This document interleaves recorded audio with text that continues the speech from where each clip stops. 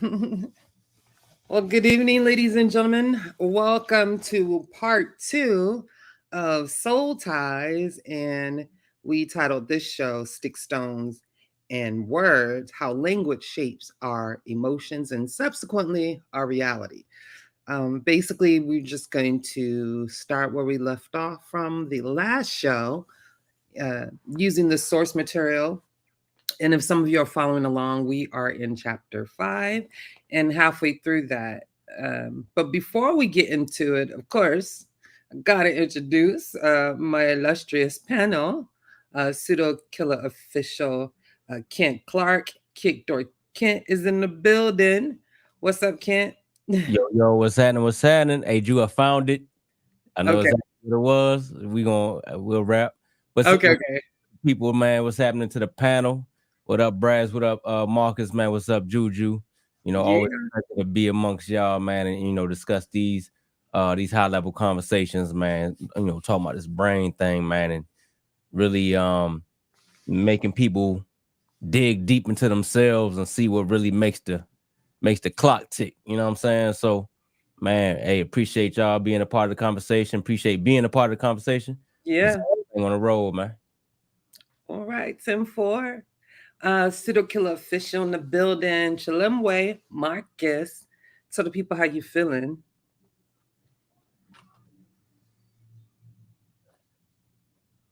Marcus. Is he Yeah, alive? Mark, wake up, Nick. I'm saying. Dang, he done left. We're going straight to Braz then. What's up with you, Nah, Brad? I'm here. My fault. I was Oh, trying to okay. hit the mute button. About Well, to say, peace hey, to the look, we about to chat. call you. Peace, Somebody peace check to on the yeah, you. Good. yeah. Well, y'all know what's going on. Peace to the chat, uh, especially to those on the panel, Suit Killer Army. I think we're gonna have a wonderful show. I can't wait. Gonna be definitely exciting. 10-4. Yes, And indeed. pseudo killer army, the general himself. We got Brass in the building. Hey, what's going on? Very fired up. This particular show, like the last one, we were talking about protecting the children. This particular show is even more important. Um, how words hurt. Sticks and stones may break my bones, but words will never hurt me That's a lot. is false. Yeah. It's actually, we have survey says that is not true. It's So facts. now we give you some information to protect yourself, not just education to enrich yourself. So let's get it. 10-4 with that. Let's get it. And getting right into it, I wanted to go through and I wanted you all to reflect on where we left off and any pertinent or the things that basically stuck out the most to you in the first half of our source material of chapter 5 that you can relate to this conversation real quick. Is there anything that that was like that part right there that y'all want to reiterate or express for the audience real quick? Brass, I'll start with you if you don't mind. Um, Mine was, because I'm a married man, and one of the things I was about to say a married person, the society we live in. The thing that struck me the most is when you're married to somebody or you have a significant other, you sometimes feel like when they're not in the good space, you're not in the good space. Mhm. But to know that scientifically, when they're not in the good space, you're not in a good space, and that your body is connected, your thoughts are connected, how you eat is connected, different stressors are connected. So it gives you a much better idea of how to deal with everyday relationships, similar to when we were talking about the things we could use for our kids and how to help them get through life. So it's cool because it's like marriage counseling. You Mhm. understand that how your wife feels or how your husband feels, in a female's case, is it can actually jam you up. So that's what got me the most. Marcus, any reflections from the last show to carry on to this show that really stuck out for you?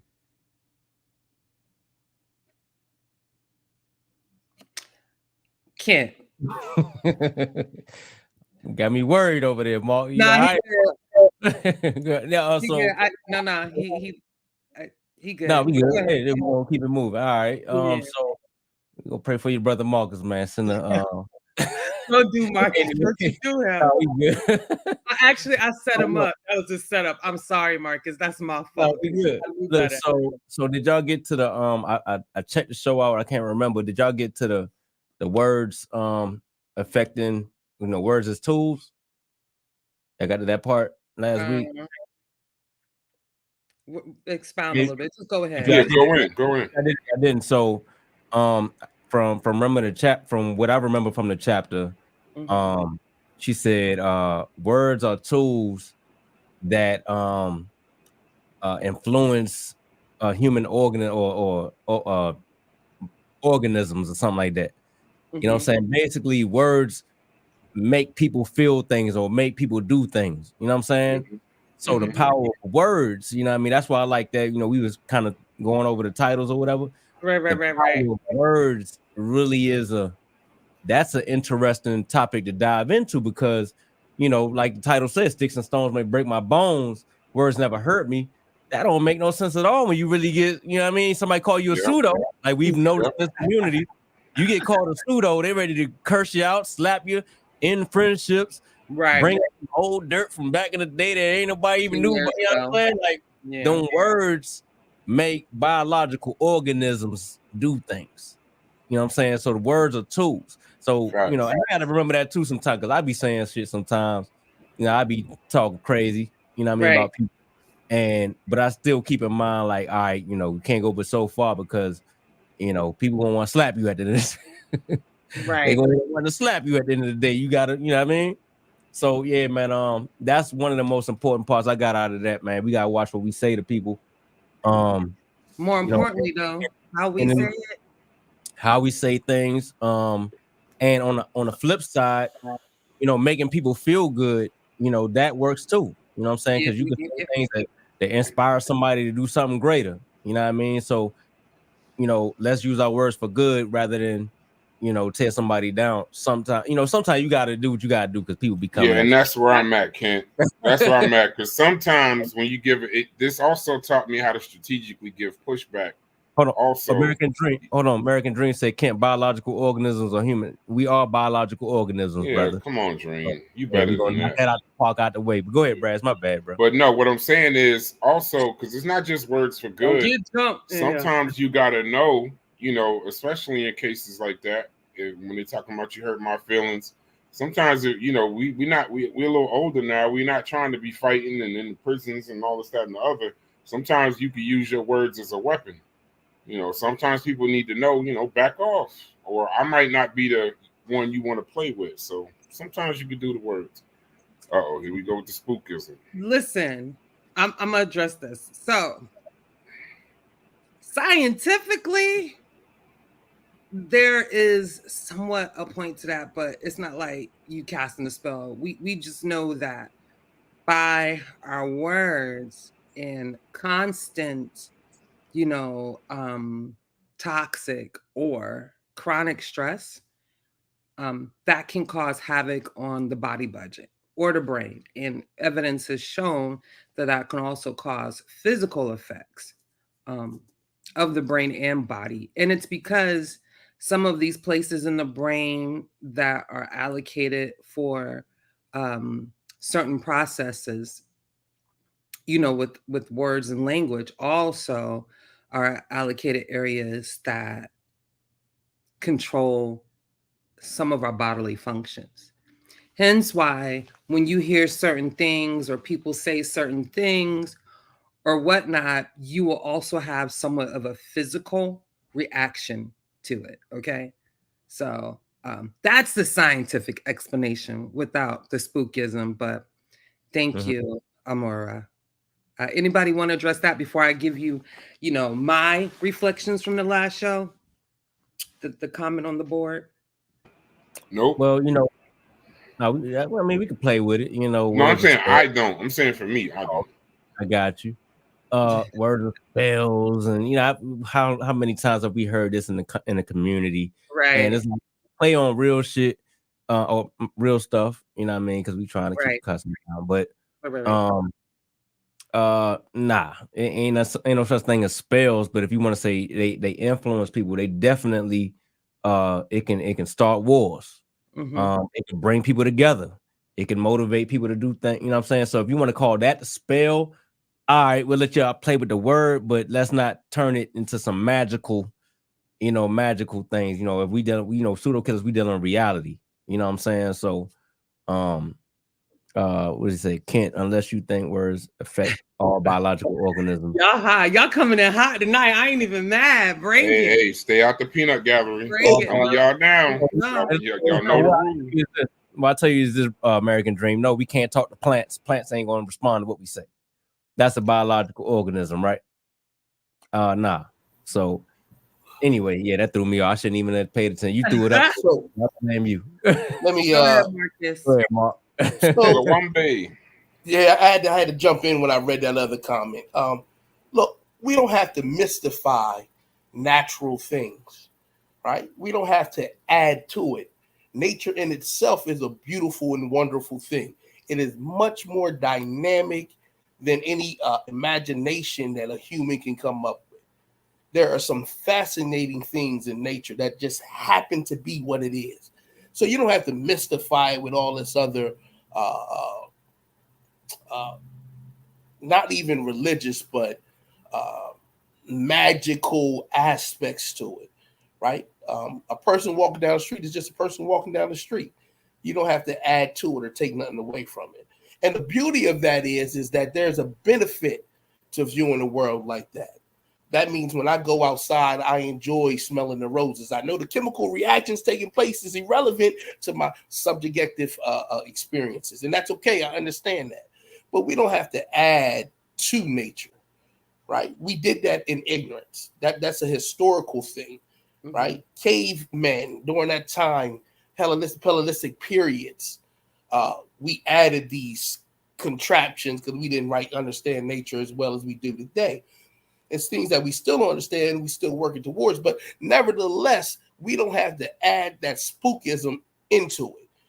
It's a wonderful, beautiful experience that we can all share together without adding it. So no, words are not spells, not at all. They're words. They're social constructs between human beings communicating ideas.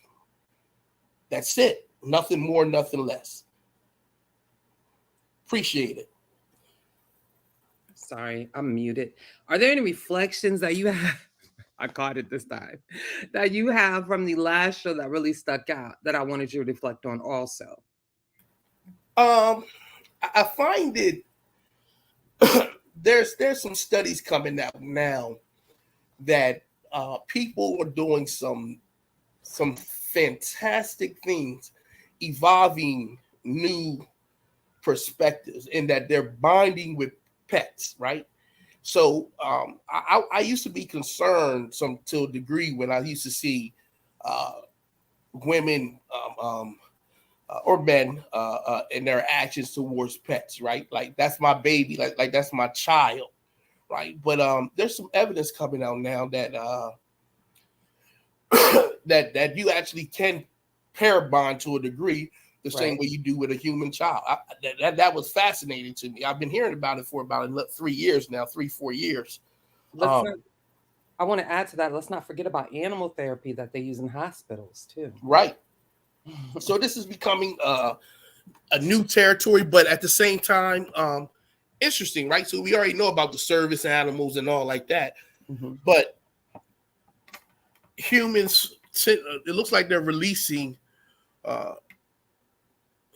oxytocin and vasopressin in a bonding experience with pets. That's the two chemicals they're looking at right now.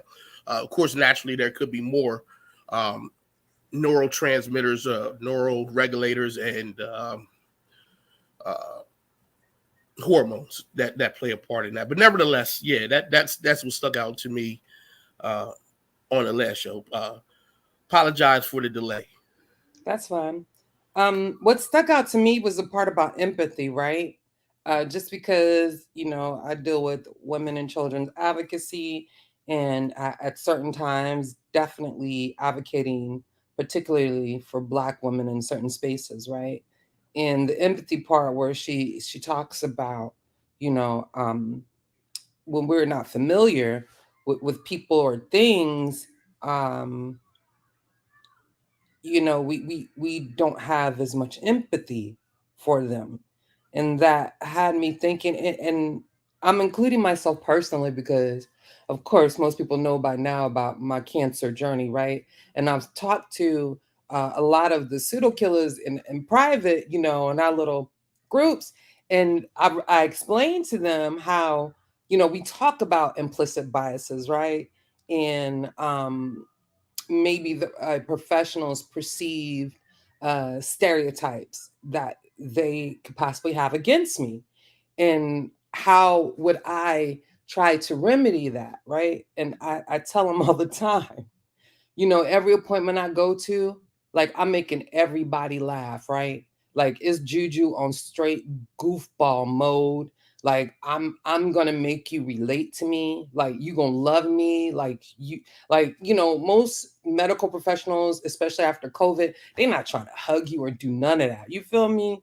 Like, I got in there, oh, let me give you a hug, you know, because I've, you know, spent that time with them, whatever amount of time with them, made them empathize for me, literally.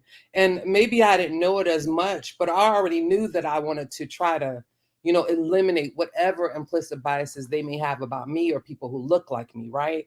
Just by having a very welcoming, open, positive personality and relating to them, and definitely on an intellectual level, meaning that I'll go in and I'll know just as much about my diagnosis, because there are like little diagnoses within the whole diagnosis, because there are complications you have and whatnot, you know. And I would go in with some type of understanding, and we would have a conversation. I mean, it is my life, so I have to be engaged, right? And I would constantly talk to them about that. That's I'm on the clock, right? You call it acting or whatever, but I'm always a personable person anyway. I can tend to be life of the party. That's my personal trait, but I'm also an introvert. You know what I'm saying? I like to be outside. I just like to be outside by myself. But I don't bring in my, you know, biases or, you know, whatever negative thoughts or feelings I have about a person, right? We a team, we finna be best friends. So, you know, and that's how I curtail those implicit biases. That's how I make them have empathy for me. um that's my personal experience. But you know, we also spoke on the last show about, you know, implicit biases with Black women, and some doctors not recognizing them when they say they're in pain and dismissing it, or just Black people overall, how, you know, doctors tend to less prescribe them pain medication or whatnot for whatever reason. But those things can lead to some grave consequences. So that's what really stuck out with me. And the fact that, like Brad said, yo, it's for me, you know, like, I gotta be careful with how I say things. So yeah, those things stuck out. You know, it's not what you say, but it's how you say it. And I think in the source material, she even spoke about that. Like, she had some phrases, and normally they are, you know, nice words, but the connotation was negative, and how that could be also hurtful on the body budget. Yeah, this was one of my favorite subjects so far. Um, I'm not gonna lie. Anybody else got anything to say before I jump right into like our first subject? And you know, we're gonna try to round out this chapter. And also, we're probably gonna share the link because we want some of you all to, you know, really get engaged and express, you know, what you think, what you feel, what you've learned so far, as far as what we've been discussing. So yeah, No, Kent, you have anything else to say? I'm sorry, I'll let no, Kent I go. don't. I don't. Kent Clark, Marcus. Yeah, my bad. I was had a mute. I think, like I said, I enjoy these shows because they also help everybody out with just even everyday daily living. Just next time when you're speaking to people, man, just take note on how you talk to them and what you say to them, and just understand how your words work. I like what you said, Drew, when you said that you talk to the doctors a certain kind of way because you want them to have some empathy for you, right? And you want them to be on their best. They want them to be focused. Like, yo, I rock with this one right here. Like, damn right, hell yeah, I want this one to live for real.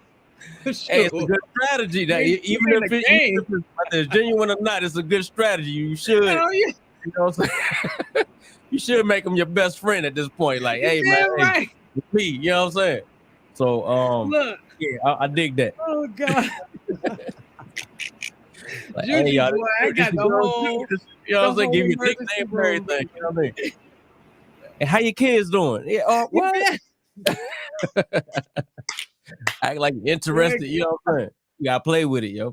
Listen, y'all ever seen them TikTok or them Instagram reels? Where it's got the little kid or the spouse, like they laughing and talking about, I gotta laugh at their jokes because Christmas coming, and they'll be like, ha ha ha, and they get out look like, yeah. Real, hey, look, That'd be me, bro. Hey, and it's and I think she related it to the body budget, right? So, and I don't think we covered this yet. Like giving people, so giving people negative feelings, right? When you whether you disagreeing with them, you know what I mean? Like, notice what's happening in the community. We could just run the videos back. You disagreeing with them, you calling them a name or something. It takes away from their body budget. They gotta use more energy because now you affecting different things in their body, stress, hormone, all that. You know what I mean? They stressing, they mad, they angry. They got to come back with something, so they got to use more energy. So you're taking away from their body budget, and it's an uncomfortable feeling. But when you motivating somebody, you giving them words of love and adding to it. You're adding to their body budget. So they come around. That's why a lot of echo chambers form. You know what I'm saying? You want people to come around that's going to build on that, give you that energy to keep on doing what you're doing.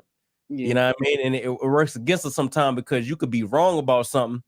So you got the people around you telling you like, yeah, you doing it right. And it's helping you, it's making you feel good. So you want them around. You want them people around. But, like it helps to have a little bit of somebody to challenge that, and have that little bit of negative body budget when it's in, when it's in the right form. If that makes sense to people. I don't know. Y'all might have to run that back, but yeah. No, that's right. I mean, that's why I talked about it. And jump in, Marcus, whenever, or Brass. That's when I talked about I just lost my voice. Yo. I think we was talking about how the words the negative part takes away from the body budget. You might have had something to do with. I don't know if you had something on that. Lost it. Damn. You get it back. Yeah, that's all right. It'll come back. But so going into one of the next points, and I'll probably overlap just a little bit so we can be clear, right? And not just humans have this issue about body budgeting, but organisms, right? He said biological organisms, animals go through the same thing. And I'm gonna do a little readership for y'all, so y'all just bear with me, right? So many other animal species perform social allostasis. Remember we talked about allostasis, that when we say body budget, we mean allostasis. We mean like your brain regulating the metabolic systems and other systems of your body, okay? And this is it, sorry. When she spoke on if we wanted to be the type of person to add to someone's body budget, or if we want to be the type of person to like subtract from it, like what type of person are you, or what type of person you want to be. That was the point. That's what I lost it, but that was one of those introspective and self-reflecting points right there, Kent. You get what I'm saying? And I thought that was like, wow. Yeah. But again, many other animal species perform social allostasis by influencing what their fellow call conspicuous, eat, and when they eat. That's weird. So animals can control when one another eat, what they eat, and when they eat. Mm. Um, where is safe, where it is safe from predators, and how to escape from predators. Who to mate with, when to sleep, and so on. The ability of animals to influence each other's hormonal rhythms is called social synchronization. And we kind of spoke about this, especially with humans and women, how sometimes their cycles can synchronize when they're around each other, and naturally, right? Mhm. Ants, bees, and other insects do this using chemicals such as pheromones. Some evidence suggests vision might also be important. Mammals like rats and mice use chemicals to communicate by smell. See, and this is another thing I want to point out. See, so a lot of people, again, in their heads, thinking that humans are exceptional and that we have language to communicate and other animals don't have quote unquote language. There Mhm. are many ways that you can communicate without using language. Okay. Oh So yeah. we can't get stuck in those traps of our human exceptionalism. Mhm. You get what I'm saying, kid? To think I was that. to that point, I was just watching the show. Now we watched Cosmos probably about last year, the year before last, right? We talking about the bees and stuff. Go back, Mhm. real killer shows back. But I was just watching another show. I think it's Our Universe on Netflix, and it was talking about bees again. And but it was the real bees this time. It wasn't no cartoon version. And it was about how the bee went to the hive, did a little dance, told them like where the new hole was at. And depending Mhm. on the length of the dance and how it shaped and all of that, the bees knew the direction. It was telling the other bees directions to the other hole. Crazy. Like you wouldn't even think that bees tell each other directions to a spot. You know what I'm saying? And other bees was coming telling the other bees about another hole to go to start a colony or whatever. And based on who had the best dance moves, you know what I mean? So, in the layman terms, basically who had the best shake or whatever, that's where they Mhm. went. So yeah, the other animals be communicating too. We just They do it in do. our way, they do it in their way. They do it You know in different ways, right? They can do it chemical wise with their pheromones. what I mean? They can do it with their own like language because it's remember we talked about this early on in the chapter how birds have the same type mechanisms for quote unquote language. You know what I'm saying? Mhm. Yeah. And different things like that. So yeah, very eye opening. And the last piece of that was primates like monkeys and chimpanzees also use vision to regulate each other's nervous system. So all very interesting. Marcus or Brass, did y'all want to add to that before I move to the next point and we really get into, Yeah. So this is serious because you can look at different studies about this. If you wanted to look at the effects of it, it's called priming. You look at it, and they do it in a lot of psychology and sociology studies. And what it is that basically, if you have, we use two conflicting stereotypes. Depending on how you refer to a person can affect how well they do a test.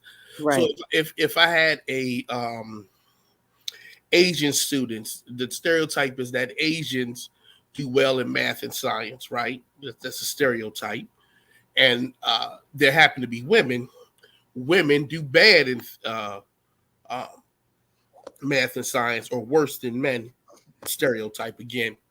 But those two statements are conflicted for an Asian female woman. If I refer to them in a test before they take the test as Asian, they do better than if I refer to them as a woman. So that's called effective priming. And Mhm. you look at that in psychology and sociology. Right.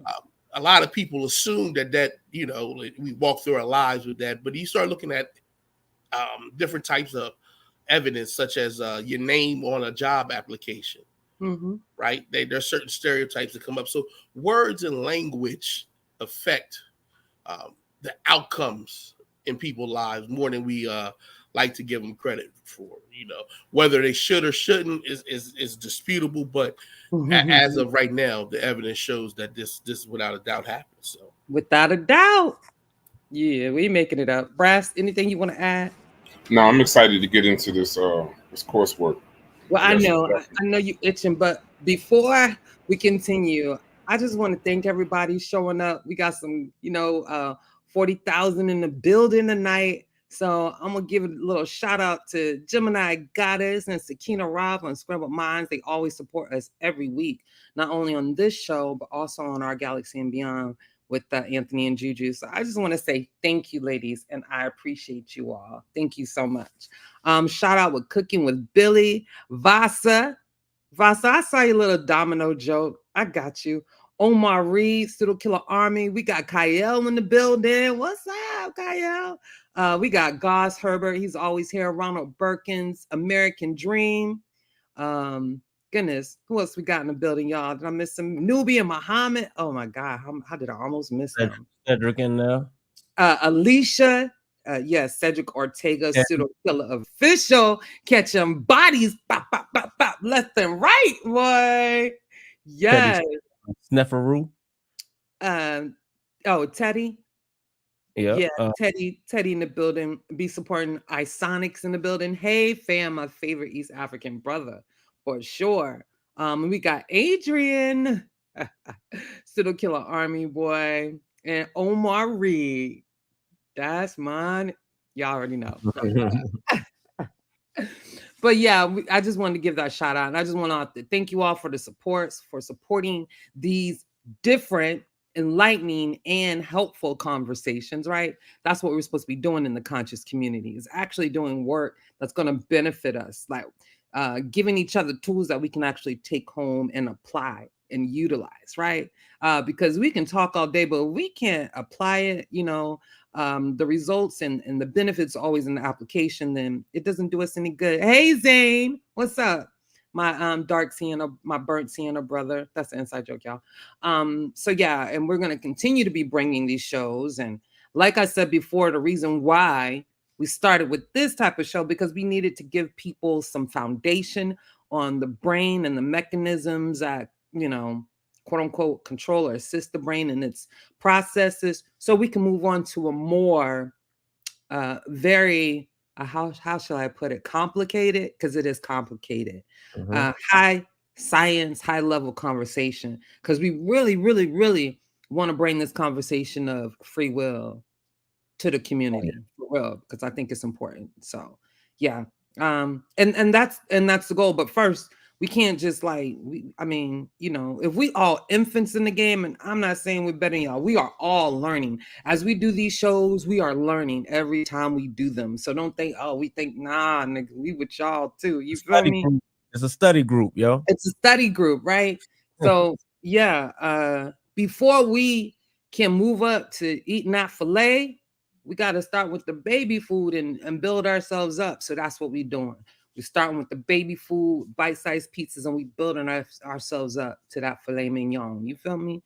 Right. But we're going to get into it. Yeah. So moving on to the next point. And this is the fun part, Brass. But she speaks like in her research, they do experiments that demonstrate the power of words that affect the brain, right? And I'm going to give y'all a little bit. I gotta read this for y'all so y'all really get it, right? So it's experiments that demonstrate the power of words. So she says, in my lab's research on the power of words, in which participants listen to scenarios and imagine them while having their brain scan, is discussed in several papers. And she gives a link, and I'll drop the link in the description for y'all. So many brain regions that process language also control the inside of your body. The brain region that scientists call the language network overlap to a large extent with the network called the default mode network. And I need y'all to pay attention to that. And that's what I was talking about, like the language network overlapping to control other mechanisms in your body. Well, this default mode network, particularly on the left side of the brain, it's a part of a larger system that controls the internal systems of your body, including your autonomic nervous system, which controls your cardiovascular, your respiratory, and other organ systems. Also your immune system, and your endocrine system, which controls hormones and metabolism. So this default mode network is in the same area and overlaps with the area that is your language network. Isn't that's weird, right? And I know I'm talking a lot, but this is so much, right? So now I want to touch on the people. I just want to ask y'all, put a 1 in the chat if after hearing that y'all would concur with intelligent design, or put a 2 in the chat if by hearing what I just told you that don't make no sense or align with intelligent design. Because the more I tend to embellish myself, I can't speak for everybody, but they could jump in anytime, the more that it really stamps out any possibility of intelligent design. Because why would you do that? Right? Anybody got something to add to that before I finish that little piece? Yeah, let me say it this way. Evolution, the mechanisms in evolution are quick to cheat. I know that sounds crazy, but it's quick to cheat. In other words, if there is a pathway already established, talk to them, right? It will rehatch the purpose of it and use it in a different way, right? So the evolutionary concord of processes, right? There's already a network for disgust. So that's a physical, biological response to things in nature that could harm you. You come up to an area where the water, the stale, stagnant smells, you see dead carcasses, you get a feeling of disgust, you leave, right? Through our evolutionary process, we now use that as a social implication. So we talk about a mother doing something to her child sexually or something like that, right? We look at that as disgust. The same disgust mechanisms for the biological is used for social. It didn't create new wires. Remember, we're trying to be as efficient as possible, right? So it doesn't rewire new processes. It doesn't rewire solely for new environmental situation. It just repurposes things that are already there. So you're going to keep seeing this rehatching of networks, right? So they'll say these are different networks in the brain, smaller, larger, and then they're going to start giving you models or modes, right, that are inside these larger networks.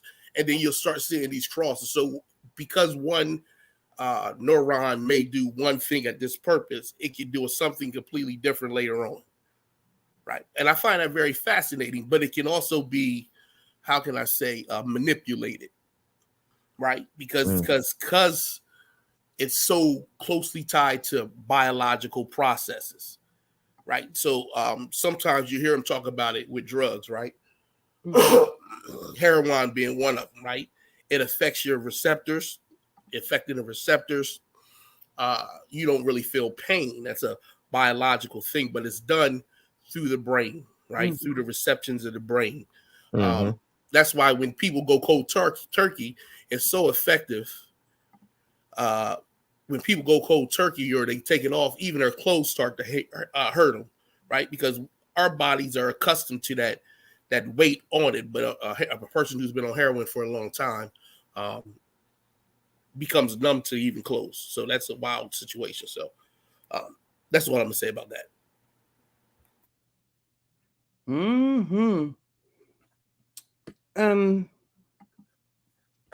Marcus, do you see the picture on the screen? This was an illustration of what she was speaking with about the language network overlapping with that default mode section.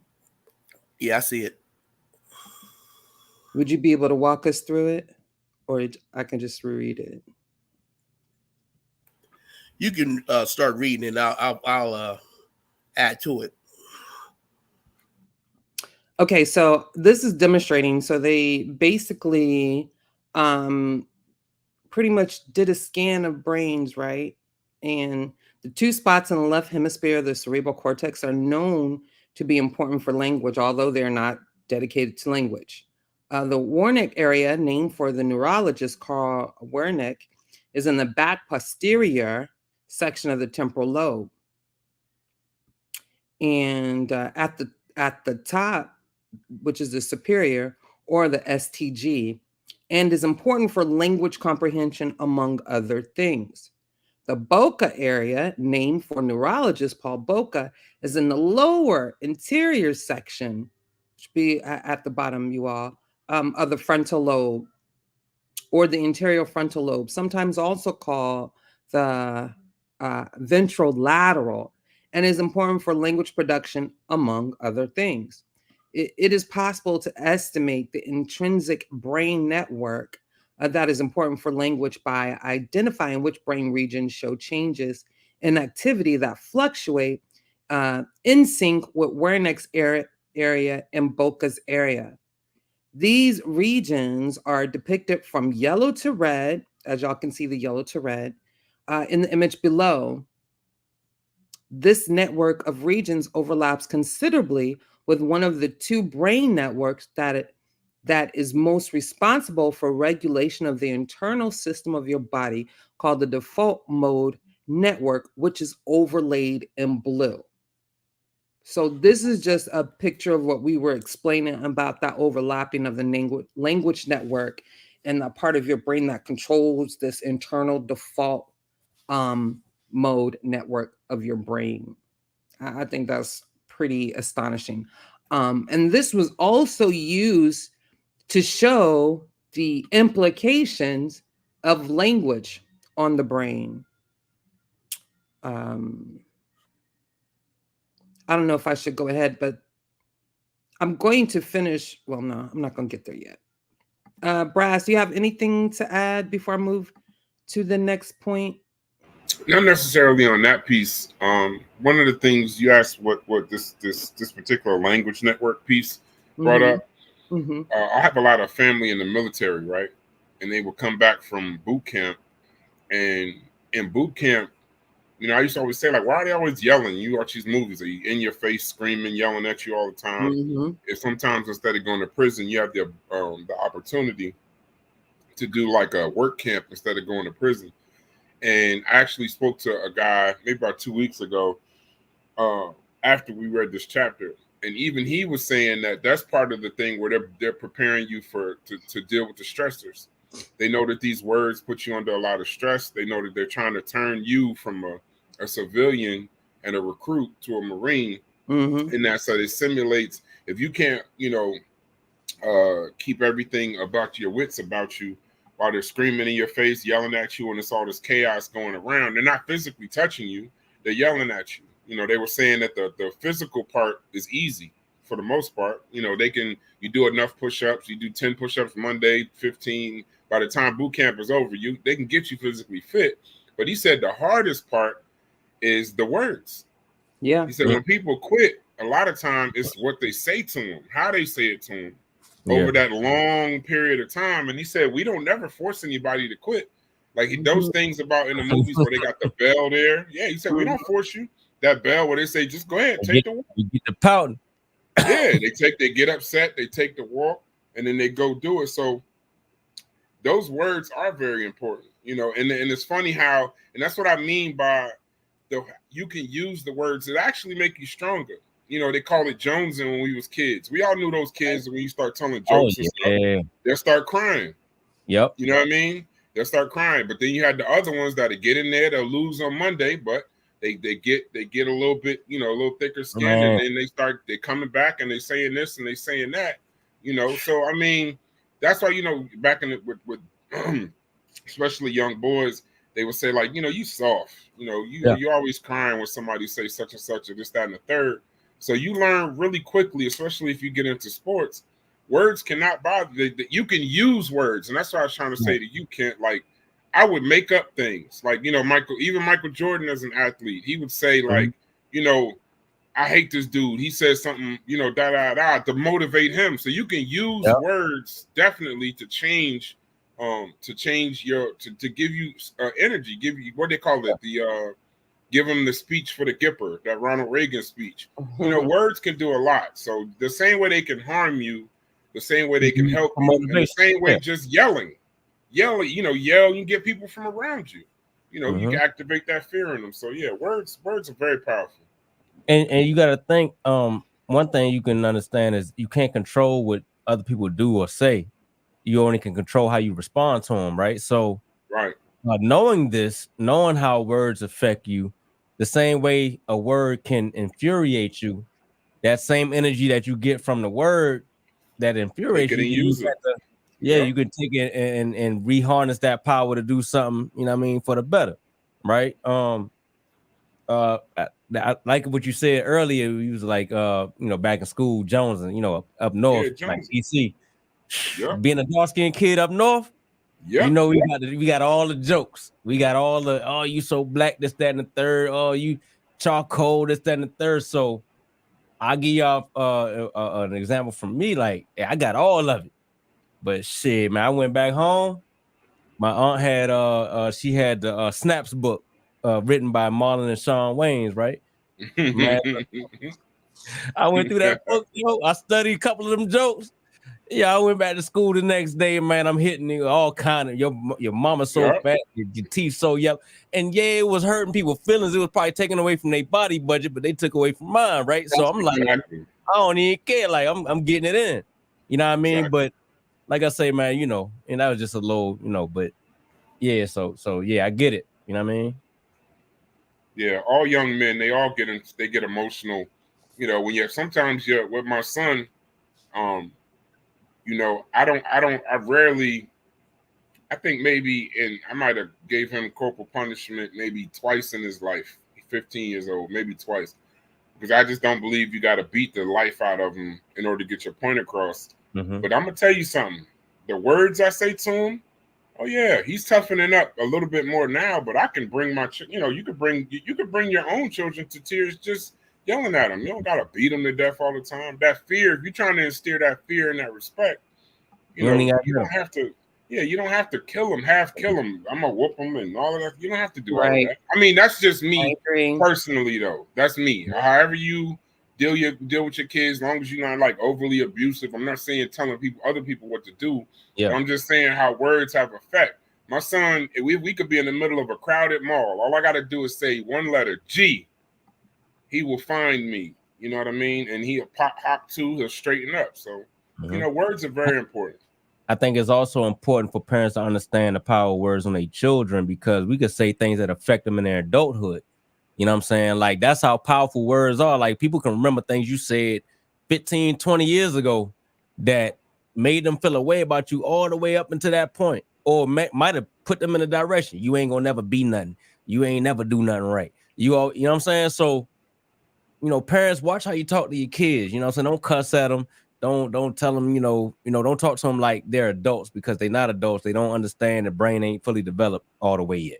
You know what I'm saying? I'll give you a good one. Great point. You look just like your father. You just look, when you're trying to be negative, or like a female saying, you look just like your father, or a male saying to his daughter, you look just like your mother, stuff like that. Yeah, it's not actually negative. Like, right? Whenever my family told me that, so whenever my father's side of the family told me I look like my father, it depends on the context. It depends on the context. That's what I'm saying. I'm saying in the negative way. Yeah, I'm saying it like you got in school. Maybe you got in trouble in school and you trying to discipline your son or something, and you like, yeah, you act just like your father. You look just like your father. Just things like that. Just unnecessary harsh words. It will build you to be strong, but then it also create a serial killer too. It also create that, these kids that shoot up these schools a lot of times. Seriously, I'm being honest with you, man. A lot of times when you go back and you look into the history of these shooters, the school shooters and stuff like that, it's the words. A lot of them go right back to, they ostracized me from the community. They called me this. They said this, bullying. That, and right? And it'll break you. Yeah. Break you. That's why I looked at. I really. Like, I knew it. I advocate for children, right? But this really had me really understanding the impact of bullying on a whole nother level, right? That I didn't understand before. So,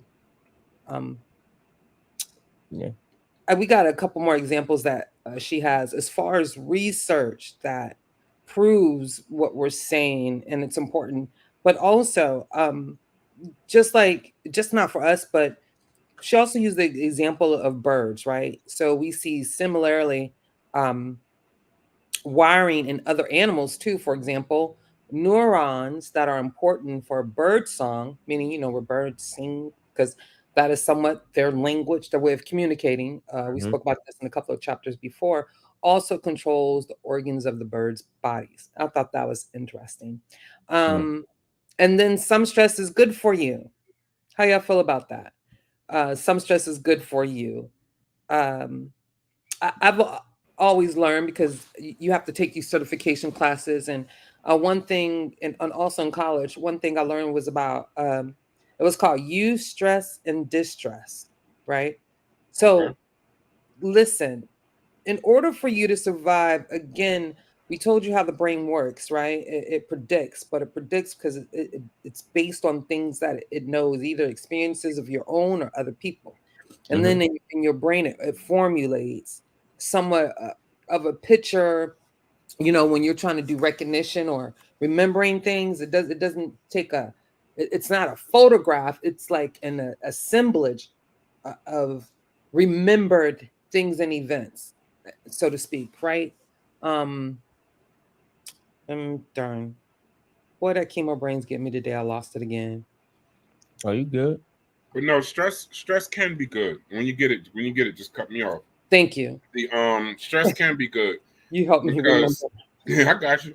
So the like, for example, when you lose a game, like, and I always say sports, because that was my childhood, and now it's my son's childhood.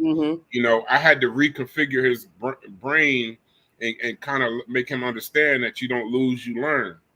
So even though, as long as you you're making my point, you get that stress, and you give that withdrawal. The stress messes with your insides. You're crying, you're emotional.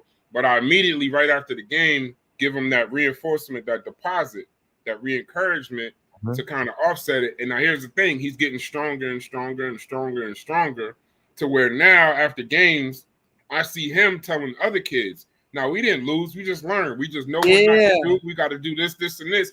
So it's like, you got to go through some stress. You cannot protect your kids from everything. I see the people all the time. They're like, "Nah, I want to take my kid out of school because school is this and this and the other." No, he needs that stress. He needs to be teased. He needs to be, he needs to be redirected. As young men, we all go through that little stinky phase. We just with our friends, like 12, 13. We ain't showering, don't even know how, puberty coming. And I used to tell my wife all the time, we could tell them to fix it all this up, but all I need is for one girl, when he start getting into girls, say, "You stink." Right. Yeah. He'll fix it right on up. He'll fix it immediately. Immediately. Exactly. He'll do it immediately. What about this, yo? Constructive criticism.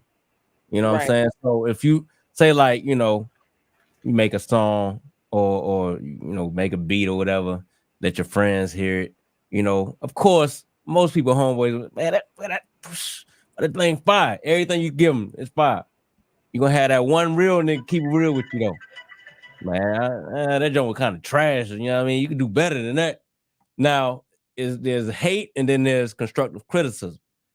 If somebody is giving you a negative feedback about your work or whatever, or your art or whatever, because they truly want to see you do better, or they want to see you do good, that's a good stress, wouldn't you say? Like, it helps you do better in the future. You know what I mean? But if somebody just tearing you down just to tear you down, then that's when it doesn't really work right for benefit. You know what I mean? So I think constructive criticism, people should be able to take that and also recognize when somebody's doing it out of good intent, or or not. You know what I mean? If you're getting corrected because you've been teaching, the wrong thing for 20 years. We know the conversations that have been going on. Somebody's trying to give you, like, nah, that ain't it. We need to adapt and reform, how we've been teaching and what you've been teaching or whatever. Not you personally, but you know what I'm talking about. Yeah. You're supposed to take that and do right with it. That's, so. Yeah, that was an important thing she spoke about, though, is also, when we are trying to give constructive criticism and those things that, people just need to hear, it may make them uncomfortable, but also reiterating that we need to do it in a way that will make the person want to listen. Right. And again, it goes back to it's not what you do, but how you do it. And one thing, so I would want to address the comment real quick. Zane said constructive criticism shouldn't be a stress. No, it shouldn't be, but it is. Like when you give somebody your work and they say, "Nah, that ain't it." It might not, coming from a person you respect. Okay, yeah, you respect the person, but you don't want to hear that. Nobody wants to hear that what they gave somebody wasn't it or wasn't, what it was. So it's going to give you some type of uncomfort. You know what I mean? But it's on how you respond to that uncomfort what makes the situation better or not. Right. You know what I mean? To read this point, to some extent, stress is a state of mind, right? It's defined not by events in the world, but what they mean to you. Also, what is stressful to one person may not be experienced as stressful by another. And not all events that are monetarily stressful are necessarily bad for you. Brass kind of made the point about experiences. So, sometimes you need those stressful events so you can have those experiences so your brain can be better able to predict, next time, and that it's not costly on the body budget or the allostasis mechanism. Yeah. Marcus, did you have anything you want to add to that real quick before I move to the next point? Because we're now going to get into, he'll jump in when he needs to, but we got Cedric in the building. What's happening, bro? Yeah, I did drop the link in the chat for anyone who wanted to come on the panel to, ask a question or express their concerns or whatnot. And that's what for it. And yeah, so peace said, what's good with you, bro? So peace, everyone. I don't want to backtrack. I just want to clarify something. We live by happenstance in the default network, right? If you commute to work and you kind of like shift to autopilot, and before you know it, you are at work. That's default network. It's a energy saving mode. When we deal with human interaction, I'm going to tell you about stress. And we picture our communications with people. That's the default network. When you hear them talk about meditation, that's also the default network. Stress interrupts that.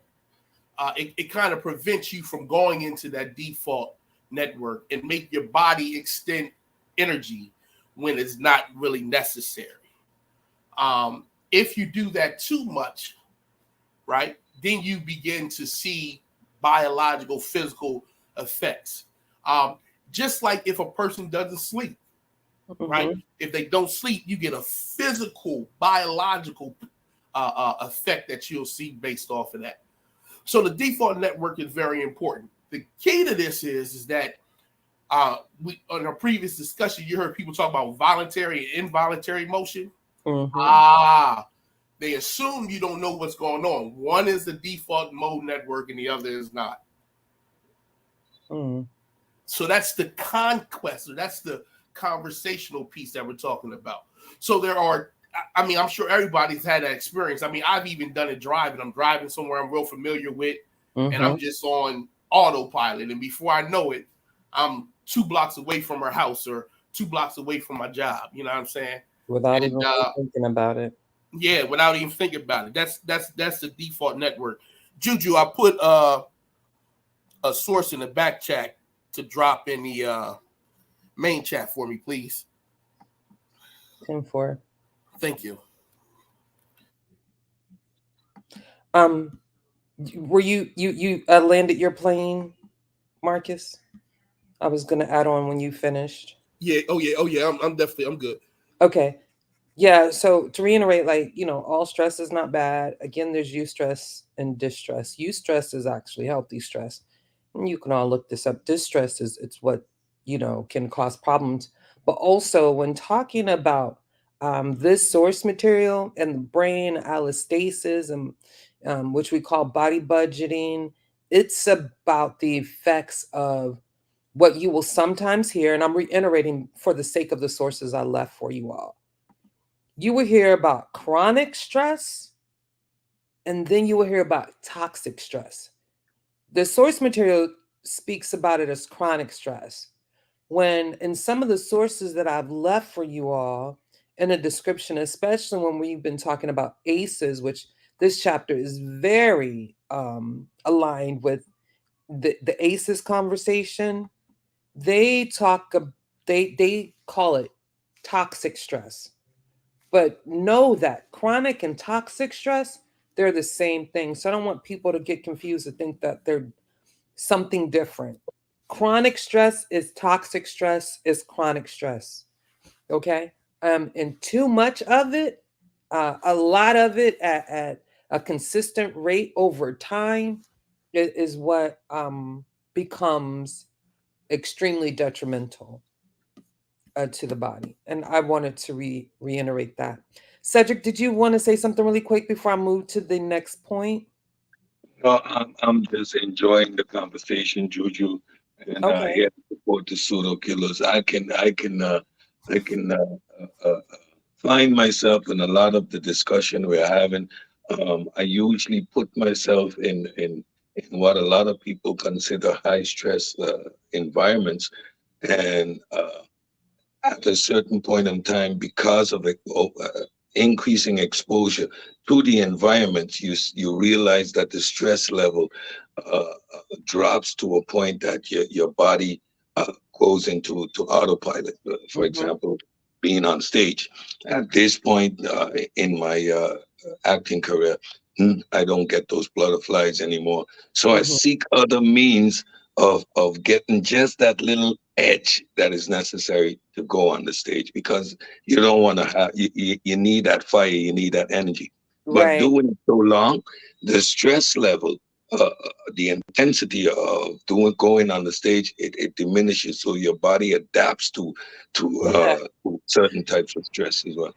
Great example. I know y'all. Example. I know y'all remember the Eminem song, the Lose Yourself. That's almost like a general idea of how that works. You know, a couple people in the chat, the knee, what does he say? Knees weak, arms are heavy, his mom's something on his, whatever that rap he says, he's like Yeah. describing that stress in real time. You know what I mean? If you go Before back you get in the and ring, listen to that song. Yeah, before you get in the right? ring.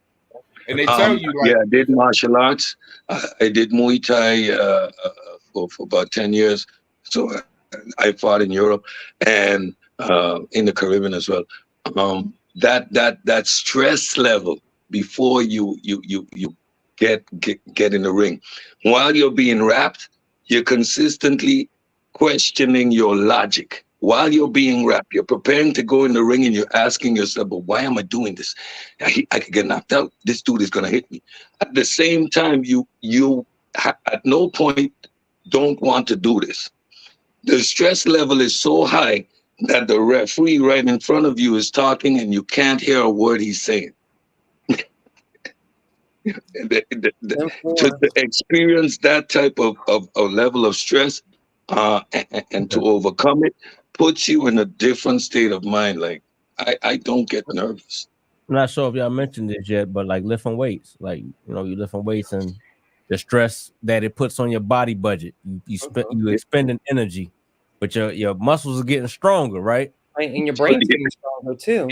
It's a benefit because you're stressing your body, but in the end, it's going to benefit you because it's going to make you stronger to be able to get more, to have more energy to lift more weight. So stress ain't always a bad thing. It's the chronic stress.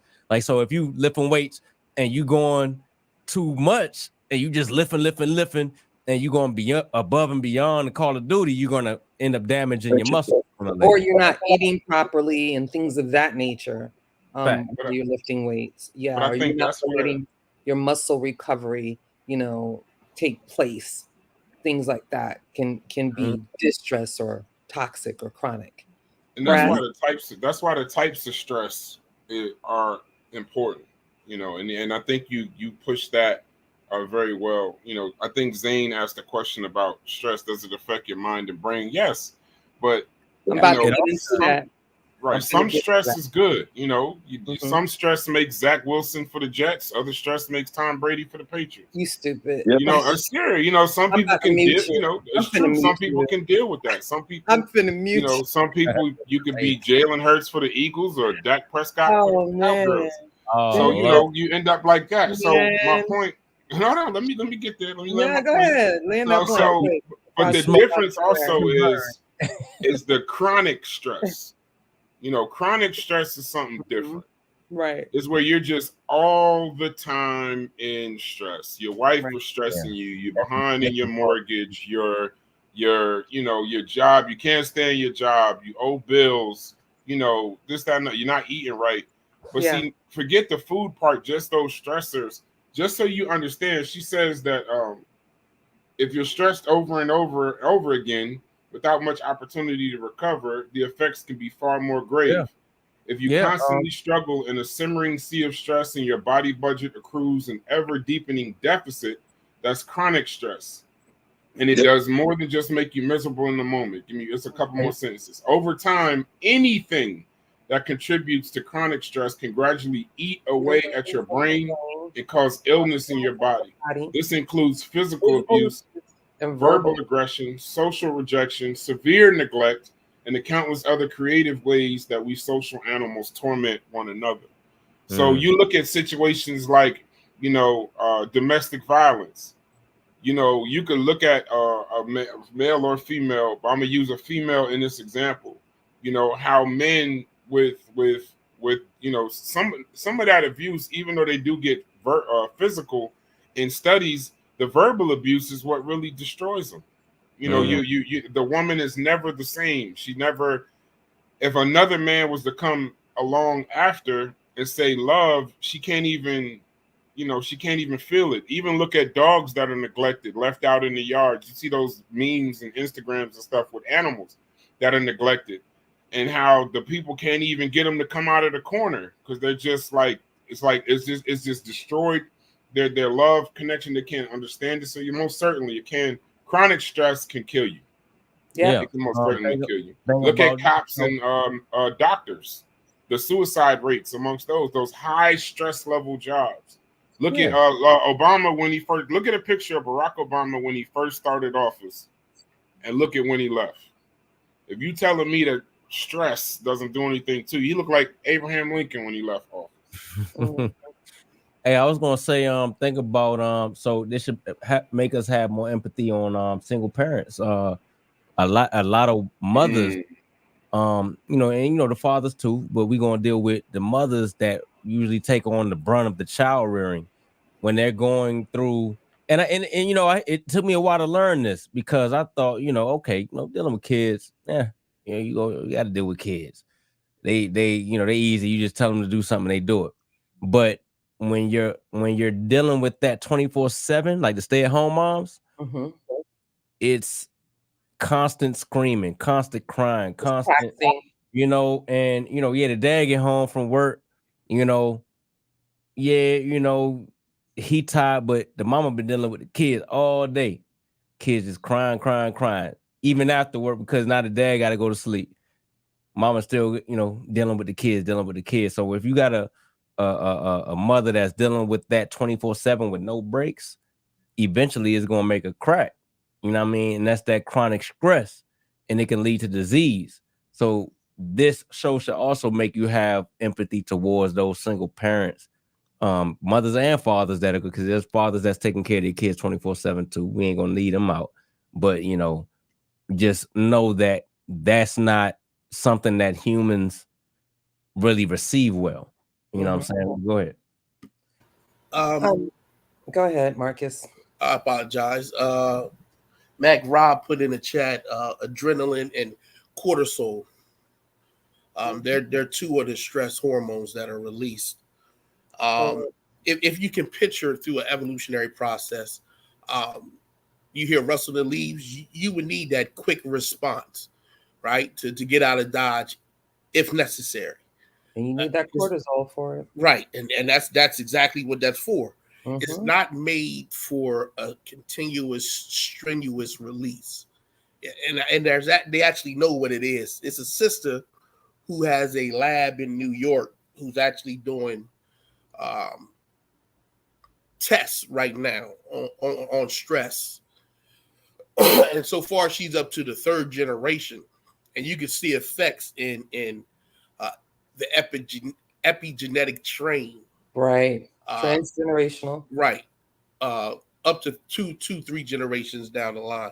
So it's not just a. I'll tell you what Sapolsky says. If your mother is while you're in the womb stressed, you will be more likely to be hypersensitive to stressful situations, and it can continue to build up and pile on until you have generations of stress and people who are very sensitive to cortisol release and stress. So nice. So a long period of chronic stress can harm a human brain.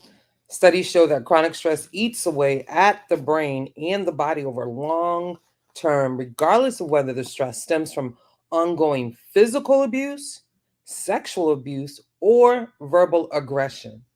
See, that's interesting, right? Because a lot of times we think, verbal abuse, that ain't nothing. But y'all read the title. Words is worse than sticks and stones sometimes. You gotta stop. Oh, my bad. My bad. I thought you was finished. Go ahead. I got a few more to read, but go ahead, Ken. No, read. I was just going to let DQ and Mac Rob joined. You know what I mean? You was going to shout him out. Little killer. Yeah. What's up, DQ? What's up, Black? I'm about to call you Black Rob. Mac Rob. What's going on? Peace, everybody. I'm just tuning in, tapping in. Man, what's going on, good people? Mac Rob, man. If I can throw a few things in our wheel, appreciate you inviting me to the panel. All it means this is the man to be talking on it too. Whenever you finish, Juju. So, hey, Mac Rob, we definitely want to hear your input, bro. And you, DQ, but go ahead, Juju. I'm sorry. Go ahead. I'm gonna finish this. I'm gonna let you land. So, first of all, chronic stress causes brain atrophy. It reduces brain tissue, notably in parts of the brain that are important for body budgeting, or allostasis, learning, and cognitive flexibility. Go ahead, Rob. Nah, I was gonna say I'm glad you touched on that because that was one of the questions I was gonna ask. I think it was some literature support that distress can actually affect the size of the brain as well as its function, but that you went out, Rob.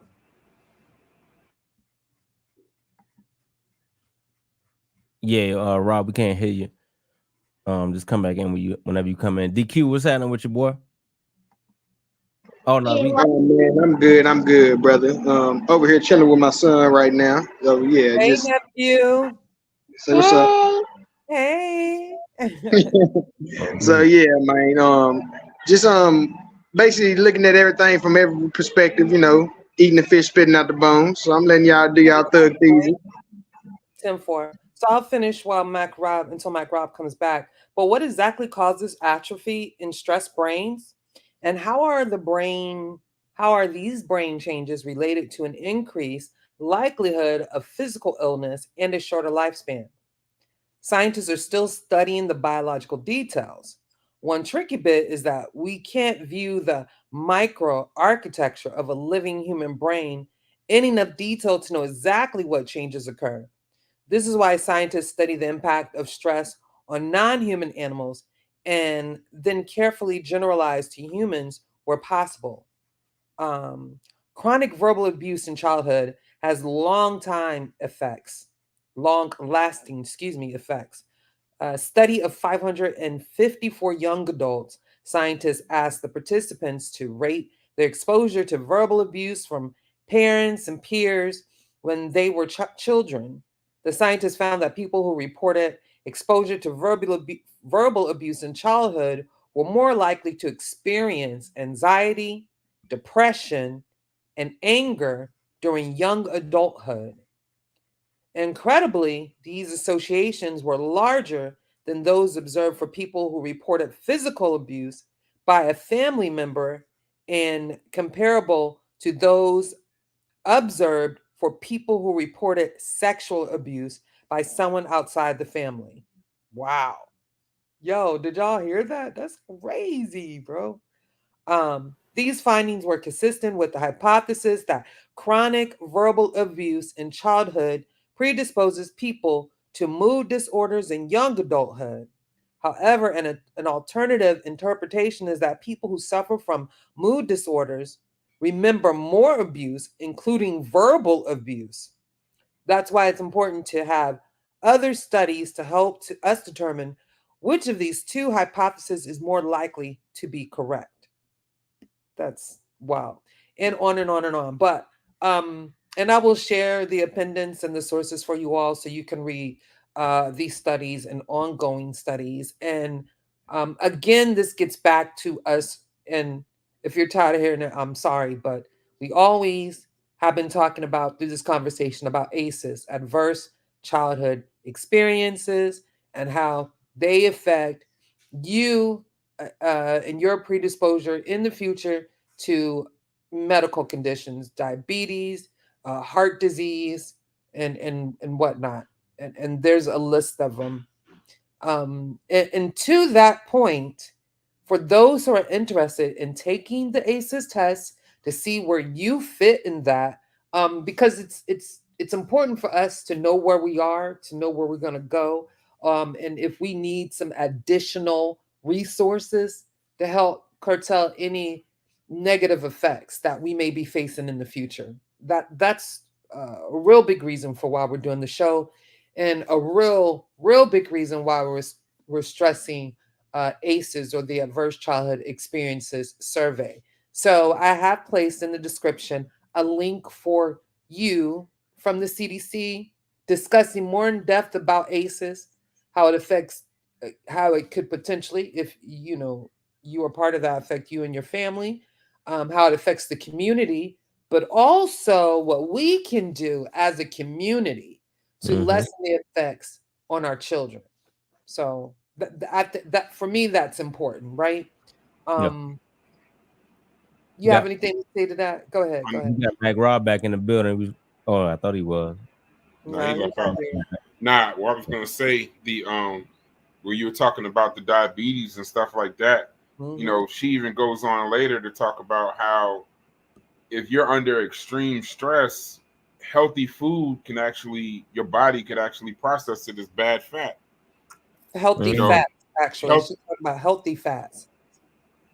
Because like healthy fats are supposed to curtail bad fats, but if you ingest healthy fats, then what? Right. If you eat healthy if you eat healthful unsaturated fats, such as those found in nuts, within 1 day of being stressed, your body can metabolize these foods as if they were filled with bad fats. So now, you're talking about biology on a crazy scale. But one thing I didn't want to lose, and I just reminded by somebody that brought it up in the chat. I don't know if y'all were familiar. Are y'all familiar with the Stanford prison experiment? I am. Right, where they had like it was in like the 70s, and they had the college students. They divided them into two groups, guards and prisoners. They were put in like a mock prison, and it was about trying to study like perceived authority and power. And they were trying to like do this over a matter, I think it was like 6 weeks or so, 2 weeks, but they could only do it after 6 days because the stress levels was just too high. Like people was just going crazy and losing their mind. Stress is a very important thing you need to Do y'all think words can reverse diseases? Yeah. Wanted to address that real quick. No. Yeah, no. Well, words can help you deal with things a little better, but it doesn't. So don't think nobody can just talk positively to you and cure your cancer. You know what I'm saying? Or cure. I wish. Yeah, it's like, so no, go to the doctor, man. You know, ain't no Dr. Sabi over here, man. You know what I mean? Go to your doctors, man, and get those diseases treated with in a real in a realistic way. You know what I mean? So to Gemini, I know the answer to your question is no, but it does, you know, the way you feel it may affect the way you feel and help you to deal with it in a better way. But ultimately, go to the doctor, man. Go get that seen. I appreciate the question that we get to chop the head off of that snake right away. Yes, negativity and words of a negative impact over a long period of time produces a certain level of stress in the body that ultimately leads to disease. But that the baseline then to be a normal, healthy body would require normal, healthy communication. Doesn't mean that a diseased body can be recuperated with positive, stimulating words. Right. It doesn't work both ways. Again, science is counterintuitive, and because it works one way, it doesn't mean it works the other way. Let's be clear about that. Nice. One of the other points that I think is important, and this kind of goes into, you know, the social implications of what we're discussing. And sometimes how we are our own worst enemies, how I don't know, our priorities can be messed up as a society. And it says in the source material, we pay the cost of increased healthcare for illnesses like diabetes, cancer, depression, heart disease, and Alzheimer's disease that are all worsened due to chronic stress, right? And we've talked about this earlier, how and it's like a lot of systems in our society, you know, that really don't focus on the root of the problem. We just like to kind of put a band-aid, and we basically are spending more money than we need to if we would just actually address the situation. Like when we talked about child poverty and those implications dealing with you know, adverse childhood experiences, or ACEs, right? How it is far more cheaper to prevent it than dealing with the aftermath of all these children in poverty later on in life. So just something we should ponder, something we definitely should think about. And when we are talking about creating a better future, this also means molding our children to take position and professions that will deal with these issues, not just in science and technology, dealing with engineering, but subsequently also in politics, right? But it's kind of like we need the younger generation to understand the implications and to do what they can to advocate for better policies and whatnot. Does anybody have anything to add? Yeah, the last thing I want to say about that is, and I want to tell everybody too, it's not just spoken words either. It's written words, it's typed words also. You know, I think symbols, like it could be it could be a laughing emoji at something. You know, it could be a clown emoji. It could be a thumbs down emoji. It could be you know, a trash emoji. Yeah, right? It's why trolls exist. Why trolls exist in the chat. Like when you get like a Sunchild or an American Dream, or you know, people like that, you know, that just always just have like some kind of, or Cooking with Billy, just different opinions or negative opinions, stuff like that. When they're just literally here to screw it up for everybody else that's trying to engage in good discourse. you know, even that can have an adverse effect unless you have a high tolerance. You went out, Brad, and you realize that they're not even good at their jobs. You know what I mean? Oh, yeah, Lord. you could even have like a white person in blackface. Just to see it can cause a body budget and experience. You know what I'm saying? So yeah, Exactly. Yeah. Another implication also is that we also pay the cost of reduced innovation in the global economy, because when people are persistently stressed, they don't learn as well. Persistent social stresses affects the ability to pay attention and shift attention. And I believe we talked about this when we were talking about babies and formulating their brains, tuning and pruning, and helping them to develop that spotlight, you know, which has to deal with attention and focus to those things that are advantageous to the body budget. And this is a part of that, right? Again, persistent social stress affects the ability to pay attention and shift attention, both of which are important to learning new material. More generally, chronic stress may make it more difficult to update memory as new information is learned. So, not only does it affect your health, but it also affects your ability to learn. So all the way around, chronic stress, or as we also can call it, toxic stress, is just no good, and it doesn't benefit anyone. And it's not anecdotal or just a personal issue, because what we've seen, it affects, you know, not just you, but the people around you, and initially, and then eventually the community, and it affects the future. Hence the title.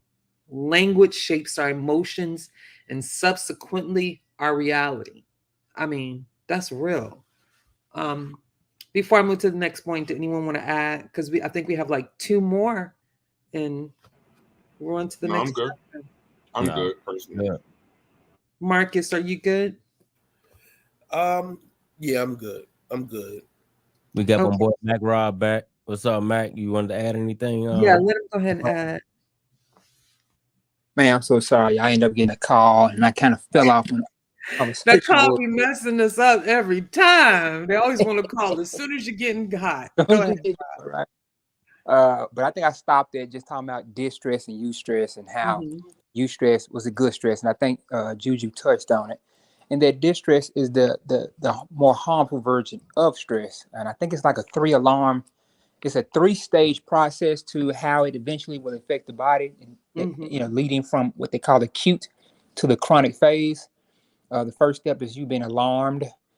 And we know that with acute stress, you go into those fight or flight moments where you're actually dumping that excess sugar and cortisol into the bloodstream.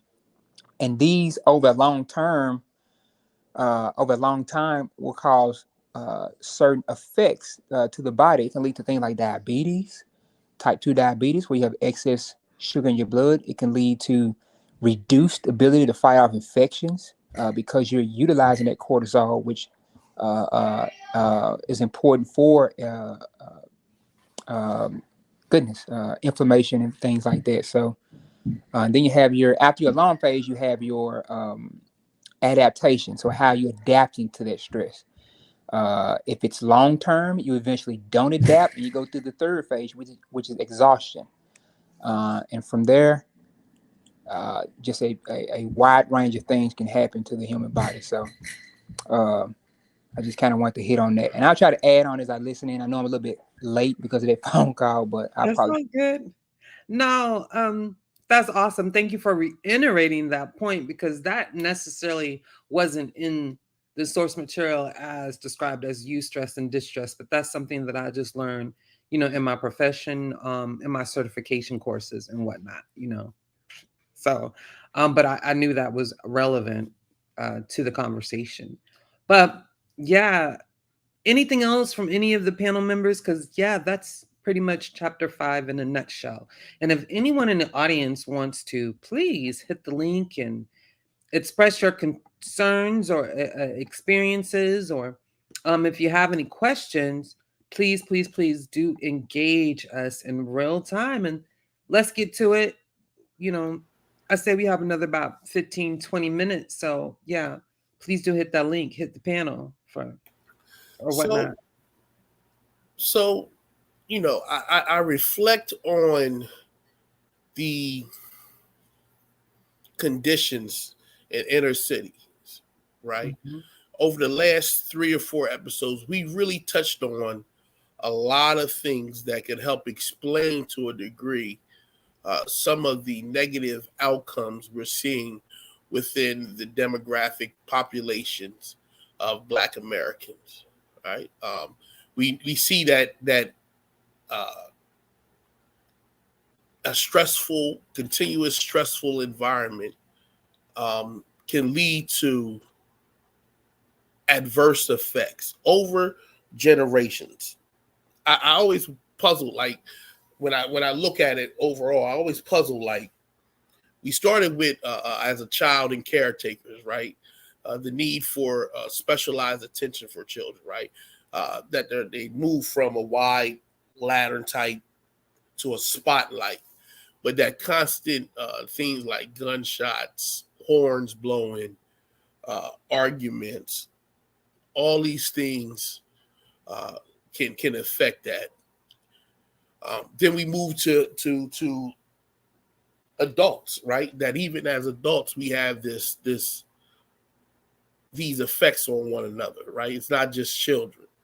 And now we into even how we communicate with one another can affect so much. And these effects aren't just psychological effects. You start to see biological effects on there as well, right? So you see chronic stress can lead to high blood pressure, right? Our diets play a role in it. I find it strange that these aren't really brought up more so in the social services arena, especially when you're dealing with inner cities, right?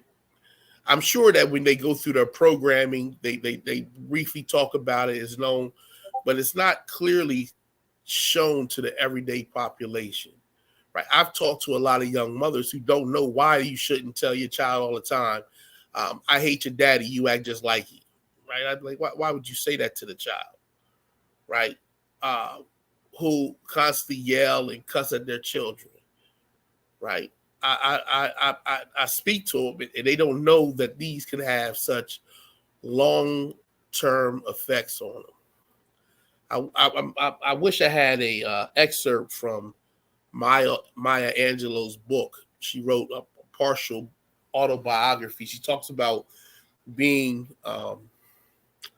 coming into California and looking for work, and she's doing surveys. And I think it was what was that riot back in like 62? Watts? Was that the Watts riots? I think it was Watts. And she's talking about how the men had lost a lot of the factory work, and that compiled stress on the mothers and the wives in the house, and how the children actually started to change behavior patterns based on that. How, so you can imagine the men going to work, losing their job in a stressful situation, how that stress multiplied in the mothers, and how that multiplication showed out on a child's behavior. I'm gonna see. Matter of fact, I'm gonna get up and see if I can find it right quick so I can read the exact thing. I hate not to have that source ready for y'all, but I'm just saying, how do y'all feel about like addressing that within the inner city community? I mean, so what I do know, and well, I definitely can speak for the community that I did community activism in, is that those things are, how shall I say, there are organizations or government spaces, you know, I know for sure, like the Department of Health in Volusia County is doing their best to address those issues. One, trying to eliminate food deserts. And it's one thing if you can give people food stamps and things like that, but if they don't know, the benefits of actually eating fresh fruits and vegetables or whatnot, then they're just gonna, do what they know, which may not be beneficial to them. So not only was it to end food deserts in certain spaces, but also to have the availability of fresh fruits and vegetables. Also to allow a space where people can come in and actually grow their own fresh fruits and vegetables. You get what I'm saying? So in some ways, there are some areas that are definitely working on to improve or address, those specific mechanisms, and how we can do better. That I do know from my experience. But there's a lot more that we can do. There's a lot more we can do, you know. Yeah, nobody else wants to hit the link, jump on the panel. At least tell us what you're doing in your community that can help with some of these circumstances. We like for this to be a space where we share ideas, right? Maybe what you're doing is really working, and it might not be what we're doing, and I might want to take that and utilize that. So, yeah, please hit the link. I'm gonna give it. Hey, if they don't, it's all good. If they don't, like Yeah. Juju, you don't. I don't think you. I ain't gonna say I don't think, but you're a very important piece of this community because you have. If you look at the topics you discussed, you're talking about going to Egypt in April. You discuss ACEs, and then also just by I actually appreciate the fact that you lead the panels because now it gives women in general words are used so much against them that particular gender is used so much against women just yelling and screaming and telling them you're not going to do this or you can't do this. Like you're actually born with a list of things that they create a ceiling and you've just broken through the ceiling, not to mention the other things that you've gone through. So I just want to if words do help or they do give affirmation, I just want to give you some affirmation that you are appreciated. Happy birthday. And that we put you through a whole bunch of stress as it is. Y'all don't see what Juju got to go through with the links and the sources and hitting the button and the thumbnails and all these things. And I spend a lot of my time trying to figure out how I can just alleviate some of that. So for all the stress we give you, I also want to say that we appreciate you.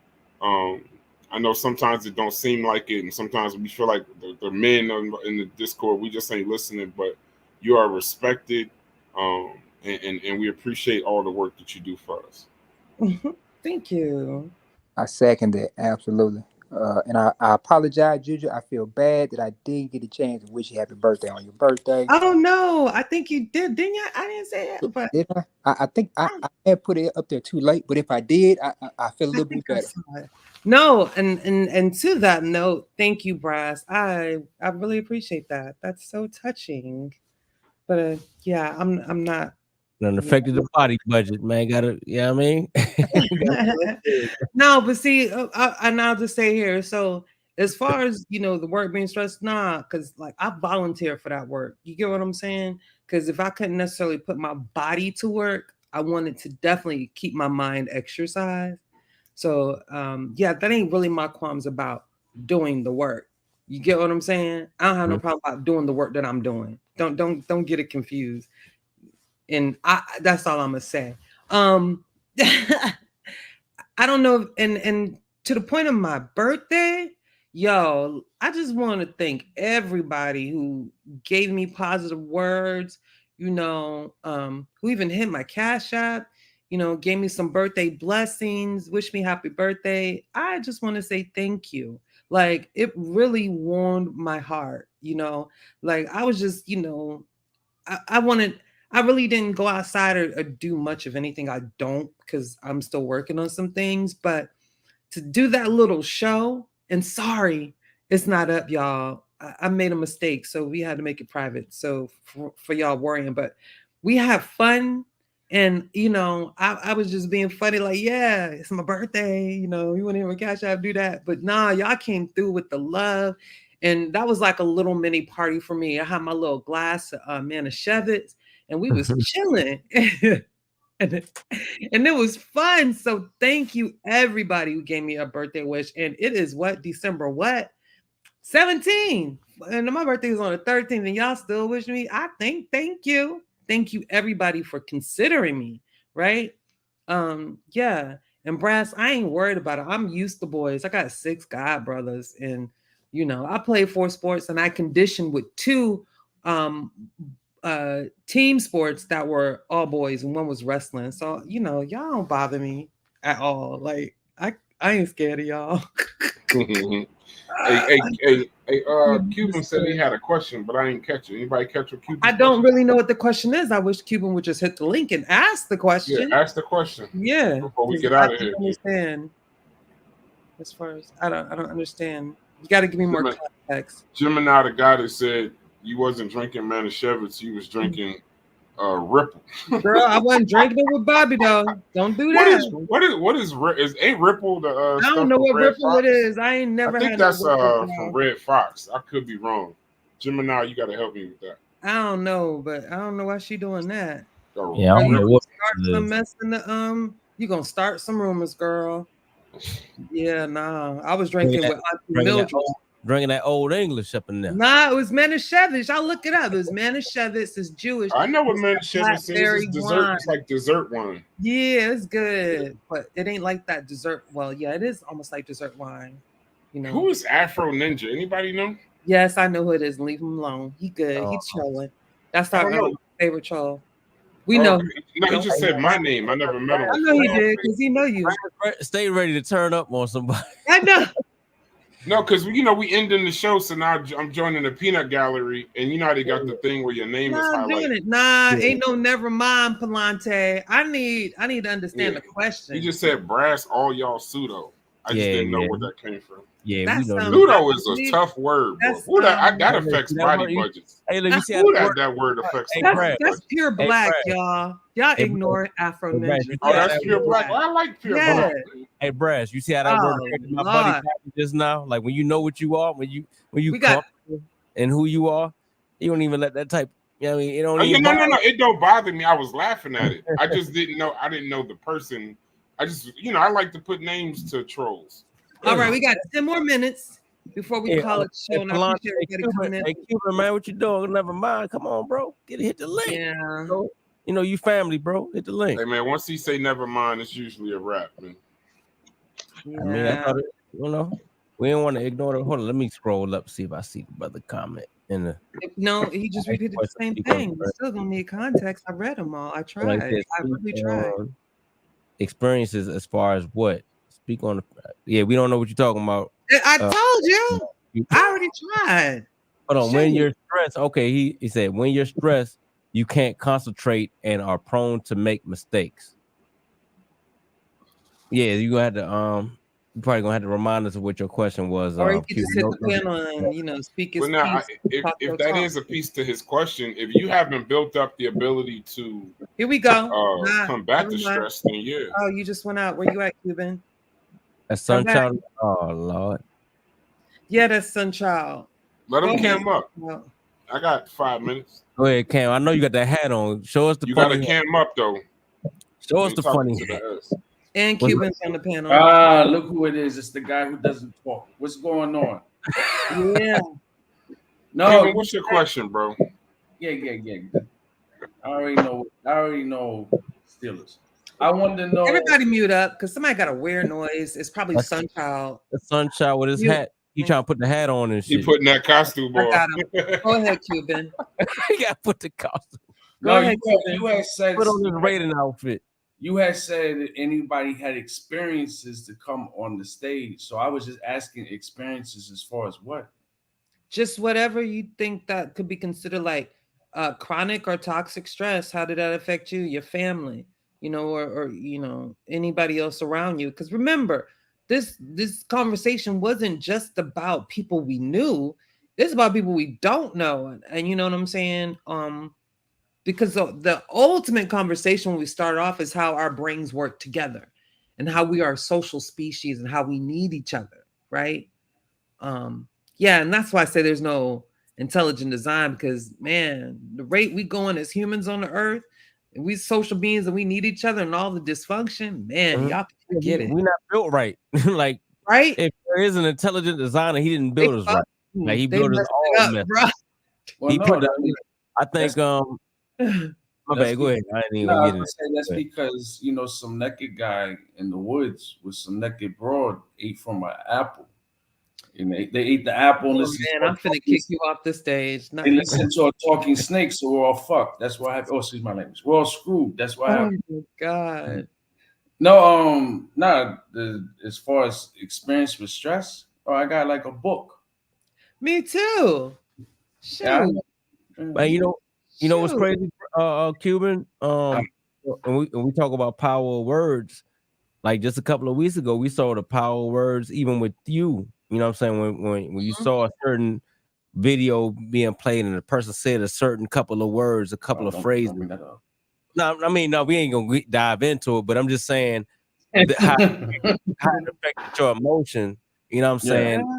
So that kind of is like an example of how words, when you hear it from certain people, you've been through certain traumas and things like that. Yeah. You know, just the power of the words. You know what I'm saying? Like, yeah, like everybody goes like, I might hit.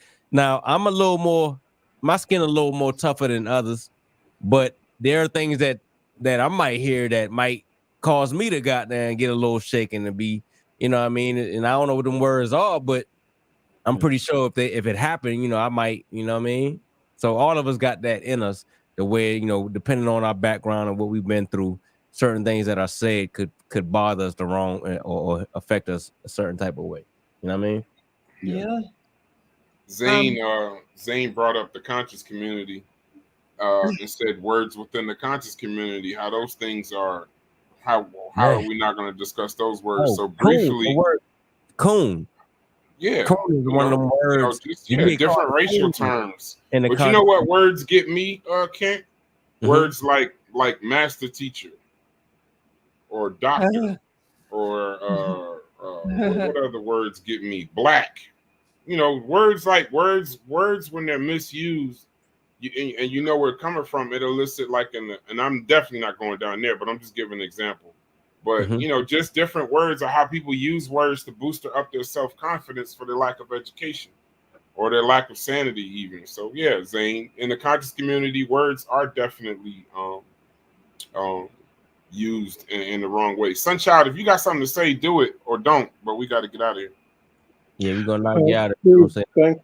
Thanks for letting me in. We know you got that outfit on. Go and get it in. Yeah, cam up and try to stay on topic, bro. Yeah, you in the shadows, brother. We know you in the shadows.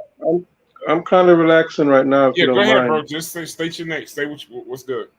Yeah, well, I had thought you were you would have mentioned something about manifesting. I don't think you guys are going that deep with the power of the word. But I was wondering, is there anything you can consider that would be more powerful than the word or words? You give us an example. Well, I'm only asking the question. I think words are perhaps one of the more powerful forces that I know of, as far as affecting humans and emotions. Considering that humans, Homo sapiens, are the only species to use words, I think that's very peculiar as well, and how speech became developed in itself, if it were evolved, or however you want to say, we came upon this power of communication. You say anything more powerful than words? Yes. Yeah, a gun is more powerful. Somebody shoot you with a gun, that should kill you. Damn right. You get hit with a grenade. You die. You know, that's more powerful than words. And ain't no words gonna stop that bullet. Well, I'm thinking of something, something natural, a natural force. Well, you tell us, then, child. I don't yeah, want to tell play us. That's what I guessing said. game. Tell us. You tell us what you Well, think is more powerful than words. A reaction. well, That's well, mechanics. the only, Let them well, rock. as far as the human and considering the human as an emotional or spiritual Sunshine, get to entity. it. We got other people on the panel. I don't mean to be rude, but don't take us around the whole part. Just get right to it, please. Please. Well, the only thing I would think of as a natural force that comes close to the power of words is perhaps music. Music perhaps Okay. plays the same. Music perhaps plays the same emotional way on our emotions. And I think that there's a similarity between music and words in the idea that they are both vibrational. And it's the vibration of words that we feel when someone says, I feel what you're saying. I think there's something real to that. Yeah, also, You mean the all sound wavelengths is what you're waves talking about? Yeah. We're not talking about no vibrations, but we're talking about the sound wavelengths. But I'll say this, Well, I think that's perhaps the same thing. child. So yeah, I but don't know if you're trying to go down the negative vibrations and the positive vibrations route. You're not going down that road, are you? No, I didn't say anything about that. I'm not Sometimes, hold on. Let me just say one thing real quick. You got Miss Sakina on the board, so y'all hurry up because I gotta get my sister. Sakina, definitely. No, we used to do it like that. But go ahead, Braz. You know, sometimes, especially when you talk about surgeries and things like that, I know sometimes they'll play before someone to have like a major surgery. They will play music in that room, maybe the person's favorite song or things like that to get them in the proper state of mind, or to do that. So I mean, if you're talking about specifically music and not nothing spooky, then yeah, music definitely has an effect. But we're gonna pause right there. We're gonna get to whatever Marcus was about to say, and then address the king.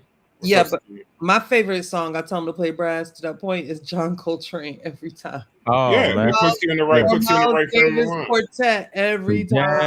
Oh yeah, like that's literally like one of my favorite things. Like, I mean, I'll share a little personal, like, back in the day. Sorry, Marcus, for real, and I'm gonna be very candid. I in college I went to FSU, and I used to experiment with psychotropic drugs and. Like shrooms and I tried fentanyl. No, not no fetty. No. Shrooms, like ecstasy, LSD, that stuff. Like I was trying to get that effect. Plus, because I was a criminologist, and a lot of people don't understand like how even LSD was like I know this off the rails was even discovered, but somewhat, in a college or laboratory setting, like it was by serendipity, right? But I wanted to understand, what process that the brain, the body went through, I needed to understand what people were going through because I wanted to deal with addictions or whatnot. And a lot of times we made sure the environment was controlled enough. Everybody knew how to check for a pulse. Everybody knew how to do CPR and stuff like that. Like we were legit, right? We were in college and, we want to make sure we weren't suffering any, adverse circumstances, but also the mechanisms of some of those drugs don't really have any physical, adverse effect on you. It's strictly in your head. You know what I'm saying? Strictly deals, with the mind. And again, John Coltrane or anybody like that was the music that I played, and I would blast it and it would literally take me on a ride. Like that should be a conversation one day. We'll have it. Yeah. Because I'm really open about that. Like, I was very much a free spirit like that. You know what I'm saying? Think about it like this, Juju. Like, and this could be a whole show in itself. I think we should one day the effect of music on your brain, right? Negative music, like some of the gangster rap to some of the positive rap to jazz, classical music, the R&B. I do Like classical those too, things, boy. That a lot of times, Beethoven, Mozart. yeah, a lot of times, even those of us that indulge in hip hop, you know, Leontine we Price. know, Y'all don't even know yeah, about her. yeah, Y'all know about no matter how much we denied it, we knew how much that music really put us in that mood. If it was like something that we, you know what I mean? Mhm. We'll That's what I'm get saying. Like, that's gonna be a conversation for another day one day. we'll do that in So music. how There, about I'm how gonna tell you, about music was my saving grace, and Hey, some. hold on, Sunshine, before you get in there, let Marcus say what he got to say, then Sakina. Yeah, music was my okay. saving grace in some instances of my life. I Yeah. will say that. Marcus, go ahead before we introduce the goddess herself. Peace, Auntie. I'm gonna say that first. So I noticed you used something like an indefinite article for the word. I've never been to rehab. Hold up, Marcus. I ain't never been to rehab. My degree's in criminology, and this was in school. Go try. Go play with your kids, or you can play with traffic. You talking about you? Yeah, I'm just American saying. Dream. Go ahead, Marcus. The peanut gallery. That's all it is. Yeah, it's just So I get cautious when that. We have to understand that words are social constructs. It's based off of the theory of social contracts. In other words, we make agreements to the value and intent of words, right? There's no analogies in space that you can compare it to or none of that. It is solely a subjective.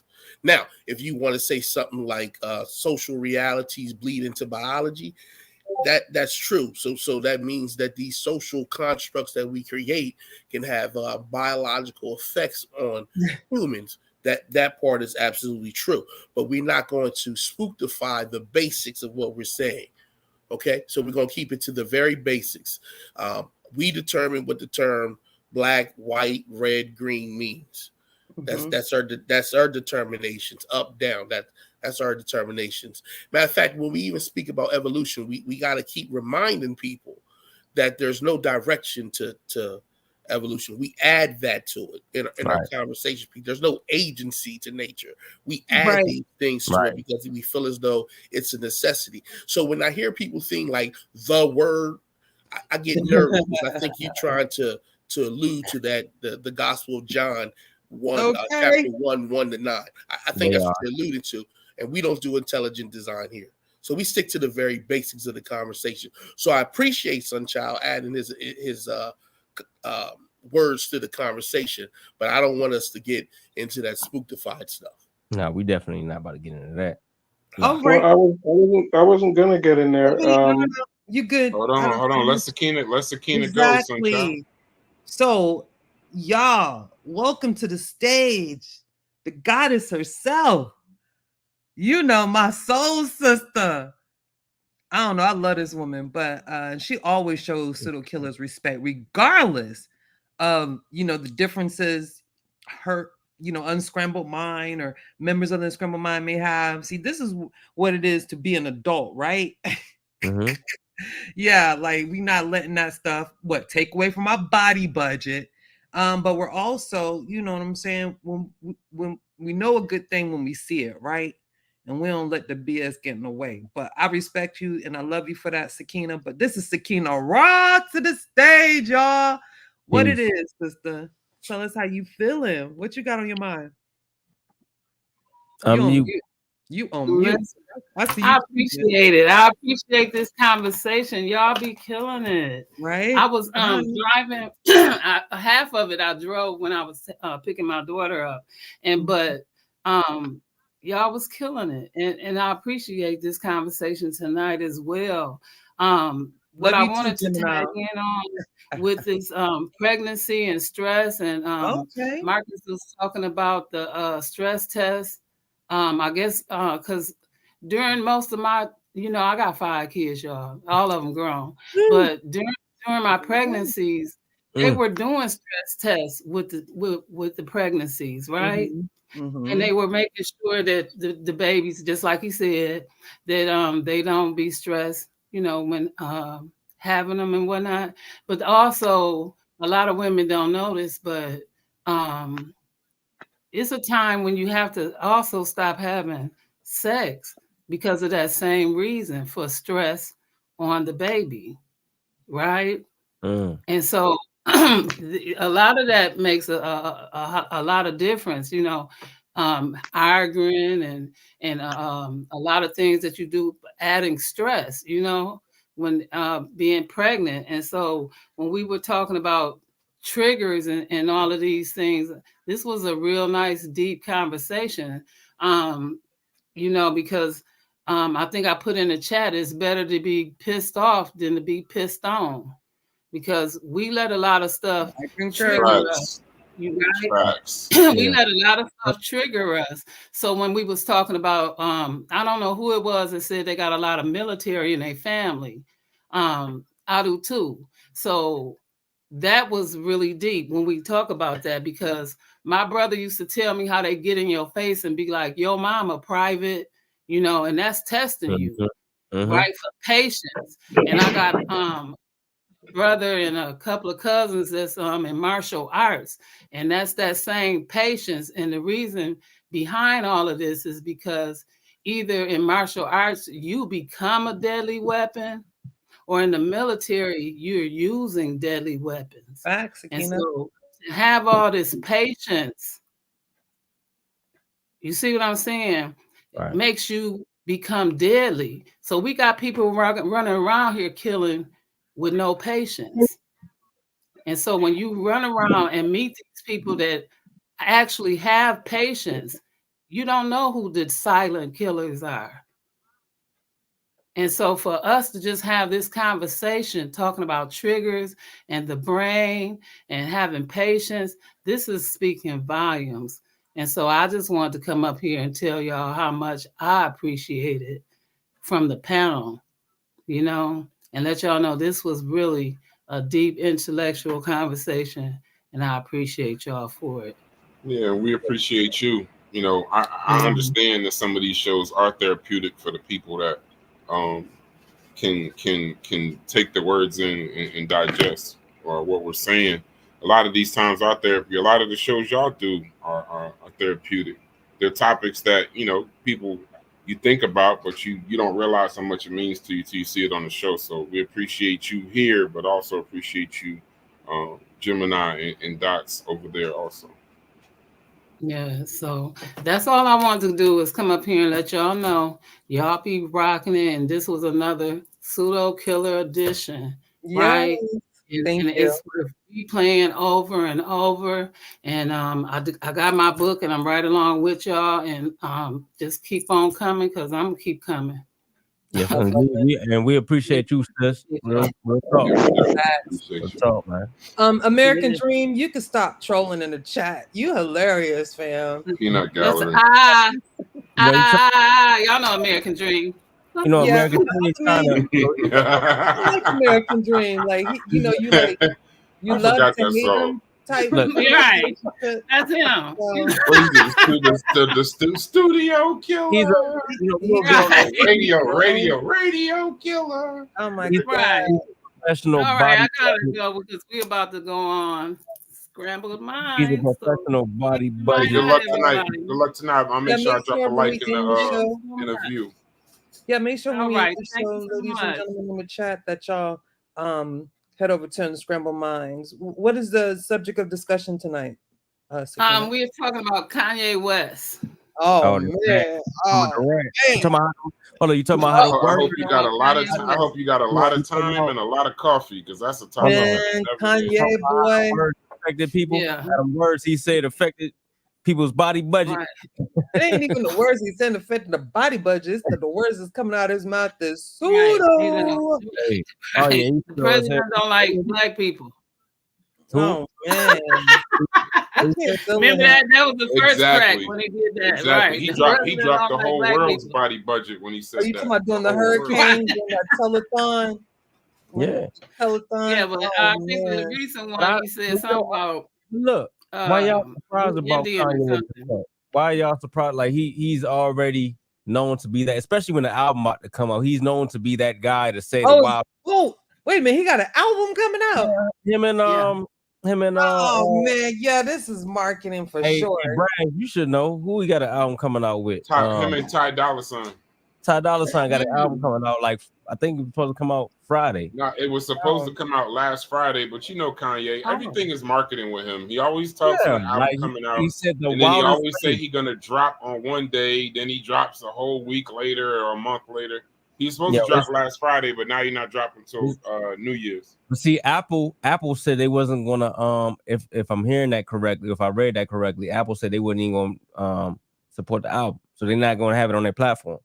So that might have made him pull, it might have made him pull back because I don't think he expected that. But just know that Kanye, like, that's what he does. He knows people are going to go crazy. He knows everybody gonna be talking about it. Everybody looking at the video, and that's part of his gimmick. Like when you create, still got all them expensive ass ugly clothes of his they gotta sell. Did you see his new shoes, Jew? All right, gotta go, y'all. No. All right, yeah, thank you. All right. Appreciate you, Auntie. Appreciate you, Auntie. I was about to say y'all better mute it before we get struck. The other thing, you saw his shoes, but then that's another thing with words. Words can also be used as marketing. Words create beef. People start writing books and putting out albums. Brass. Oh, that's gonna be part of that debate coming up. Hold up. Okay. He's like, hold up. I mean, but marketing is a big part of marketing is psychology, and part of psychology is what we're discussing here. The effects of words and things, and so that's a whole nother show. That's a whole show. As soon as you get in your car and get out the neighborhood and ride through the city, you already. But I ain't gonna give Marcus game away. But yeah.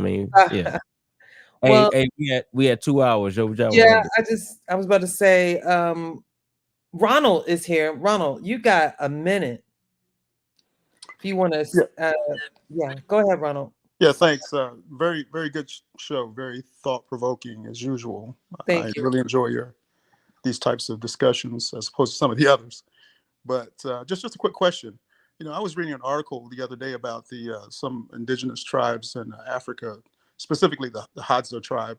They're a hunter-gatherer tribe. And according to some health scientists, their health actually in relation to Western society is much better because of their diet, because of their exercise, what they don't really call exercise. They do a lot of walking and moving. Where in the West, we have a high propensity for obesity, diabetes, high blood pressure, et cetera, et cetera. Do you guys think, and I know this is a question that may not be answered tonight because of the time constraint, and I apologize for coming on for so late, but do you think that through the West, we're actually going against evolution? Because wouldn't evolution really want us to stay as indigenous populations as opposed to advance with this high technology? Because it would seem that we would be healthier people if we didn't have all this technology and stress and these fake foods and things like that around us, as opposed to living in our natural environment. So I often think that somehow we're actually going against evolution in some ways. So again, I know it's not a question for you guys to answer tonight, but maybe it's something you can think about and at some point in time maybe reply on. Let me give you a good answer. No. Okay. No, that's not how. So you have valid points, but let's they do live a healthier life, but they may not actually live longer than us. Right. That's two separate things. So there are issues with how modern society is structured now, in which health is becoming more of an impact because we evolved under certain conditions, and now in some respect those conditions are no longer met, but we are ample to address those things. Some of it is not just the type the how they obtain food, but they have a much wider, if anybody want to know, I am in agriculture, so a much wider varieties of food, which then gives them more of a prolific gut biome. And then they do seasonal foods, which also help in that regard. They are aware that an American diet, Western diets, is high in fat, high in carbs, high in sugar, low in varieties of vitamin contact. There was a study done in Pittsburgh. It was a study that was done in Pittsburgh where they took African immigrants here and put them on a Western diet and put African Americans on a West African diet, and you see some effects. So yes, there are some avenues in that. Also, I tell you where there's some interesting studies coming out. Eating alone plays a factor in that. A lot of people who have a lot of countries that have populations who live old tend to have families who eat together, right? So socialization also plays a role. But I wouldn't say that we're working against evolution, because evolution is about change. It's just that it's about change over time. And a lot of the technological advancements are coming faster than the actual evolutionary process can bring about that change. So the answer to your question is no. Appreciate it. Okay. Yeah, no, Yeah, I thanks. do feel the technology is going faster than we even evolving, but there's no direction. Like evolution, Right. there's no ultimate stage. Like it just adapts to its environment. You know what I'm saying? So if that answers your question a little bit, maybe that'll help you out. I think he's saying there's an issue with natural evolution, and I would agree with him on that. In that case, that naturally we are not evolving the way we should be because of the technology and so on. Well, I didn't say that. Hold on. I didn't say that, bro. Hold on, bro. Let's say how we should be. All you did was just take what I was about to say. The fact that you believe that you know how humans should be evolving says a lot we be about evolving. how you think. Evolution is haphazard. It is not. It has no direction. Whatever you think is best has nothing to do with that. Evolution is just evolution, and it happens as a population. So it's not something that it takes place over long periods of time. But this goes back into human ego. This goes back into humans thinking they're special. You may not see anything. We're a blip in the time in the lifespan of evolution. So no, we're not. I wouldn't waste time. You'd waste your whole life trying to find evolution, and you probably wouldn't even understand it. You wouldn't even know what it was. So to speak to what Mr. Berkins was saying, I saw that same thing about the Hadza tribe, but the microbiome, and they had them eating snakes and scorpions and all kind of stuff. Like, I understand that health piece, but one of the things for what's going on here is they're calculating the amount how the human body is supposed to look in another 70 years just based off everybody sitting down, being so sedentary and being in the house so much with unnatural light. We have a lot of people that never technically leave the house in a day. They never leave the house. They work at home. They eat at home. They order all of their food. So, to each his own. But evolution, trying to figure out why evolution is doing what it's doing, that's above my pay grade. I understand, but I think what I was. Hey, Brass, a good example of that is how many people y'all remember that dress that went on thing where people said it was blue and yellow and they said the other colors. Y'all remember that? Yeah, I remember that. Well, they suspect that it had to do with the people who saw one color tended to be used to lights on the inside, and those who worked outside and got natural light seen a different color. So that's one of those factors that you're talking about. Even our color vision is starting to shift based on that. But evolution is a slow process, For example, climate change, for example, would obviously change the way things that nature should be working without the human interference. Should be though. It's not a should be because you got to think. You saying how nature should be working as if humans are the main story. Everything has to work. Humans are the only species that actually interfere with nature. Not at all. That's a tough state. Wait. That's another show. We got to get out of here. We've been on. Yeah, we got to get out of here. Thank y'all for joining us. Bring that up another time, Sunshine. I appreciate your contribution. We appreciate the support. Hit the like button, subscribe, share the show. But with that, I'm about to press the play button. You already know what it is. We out.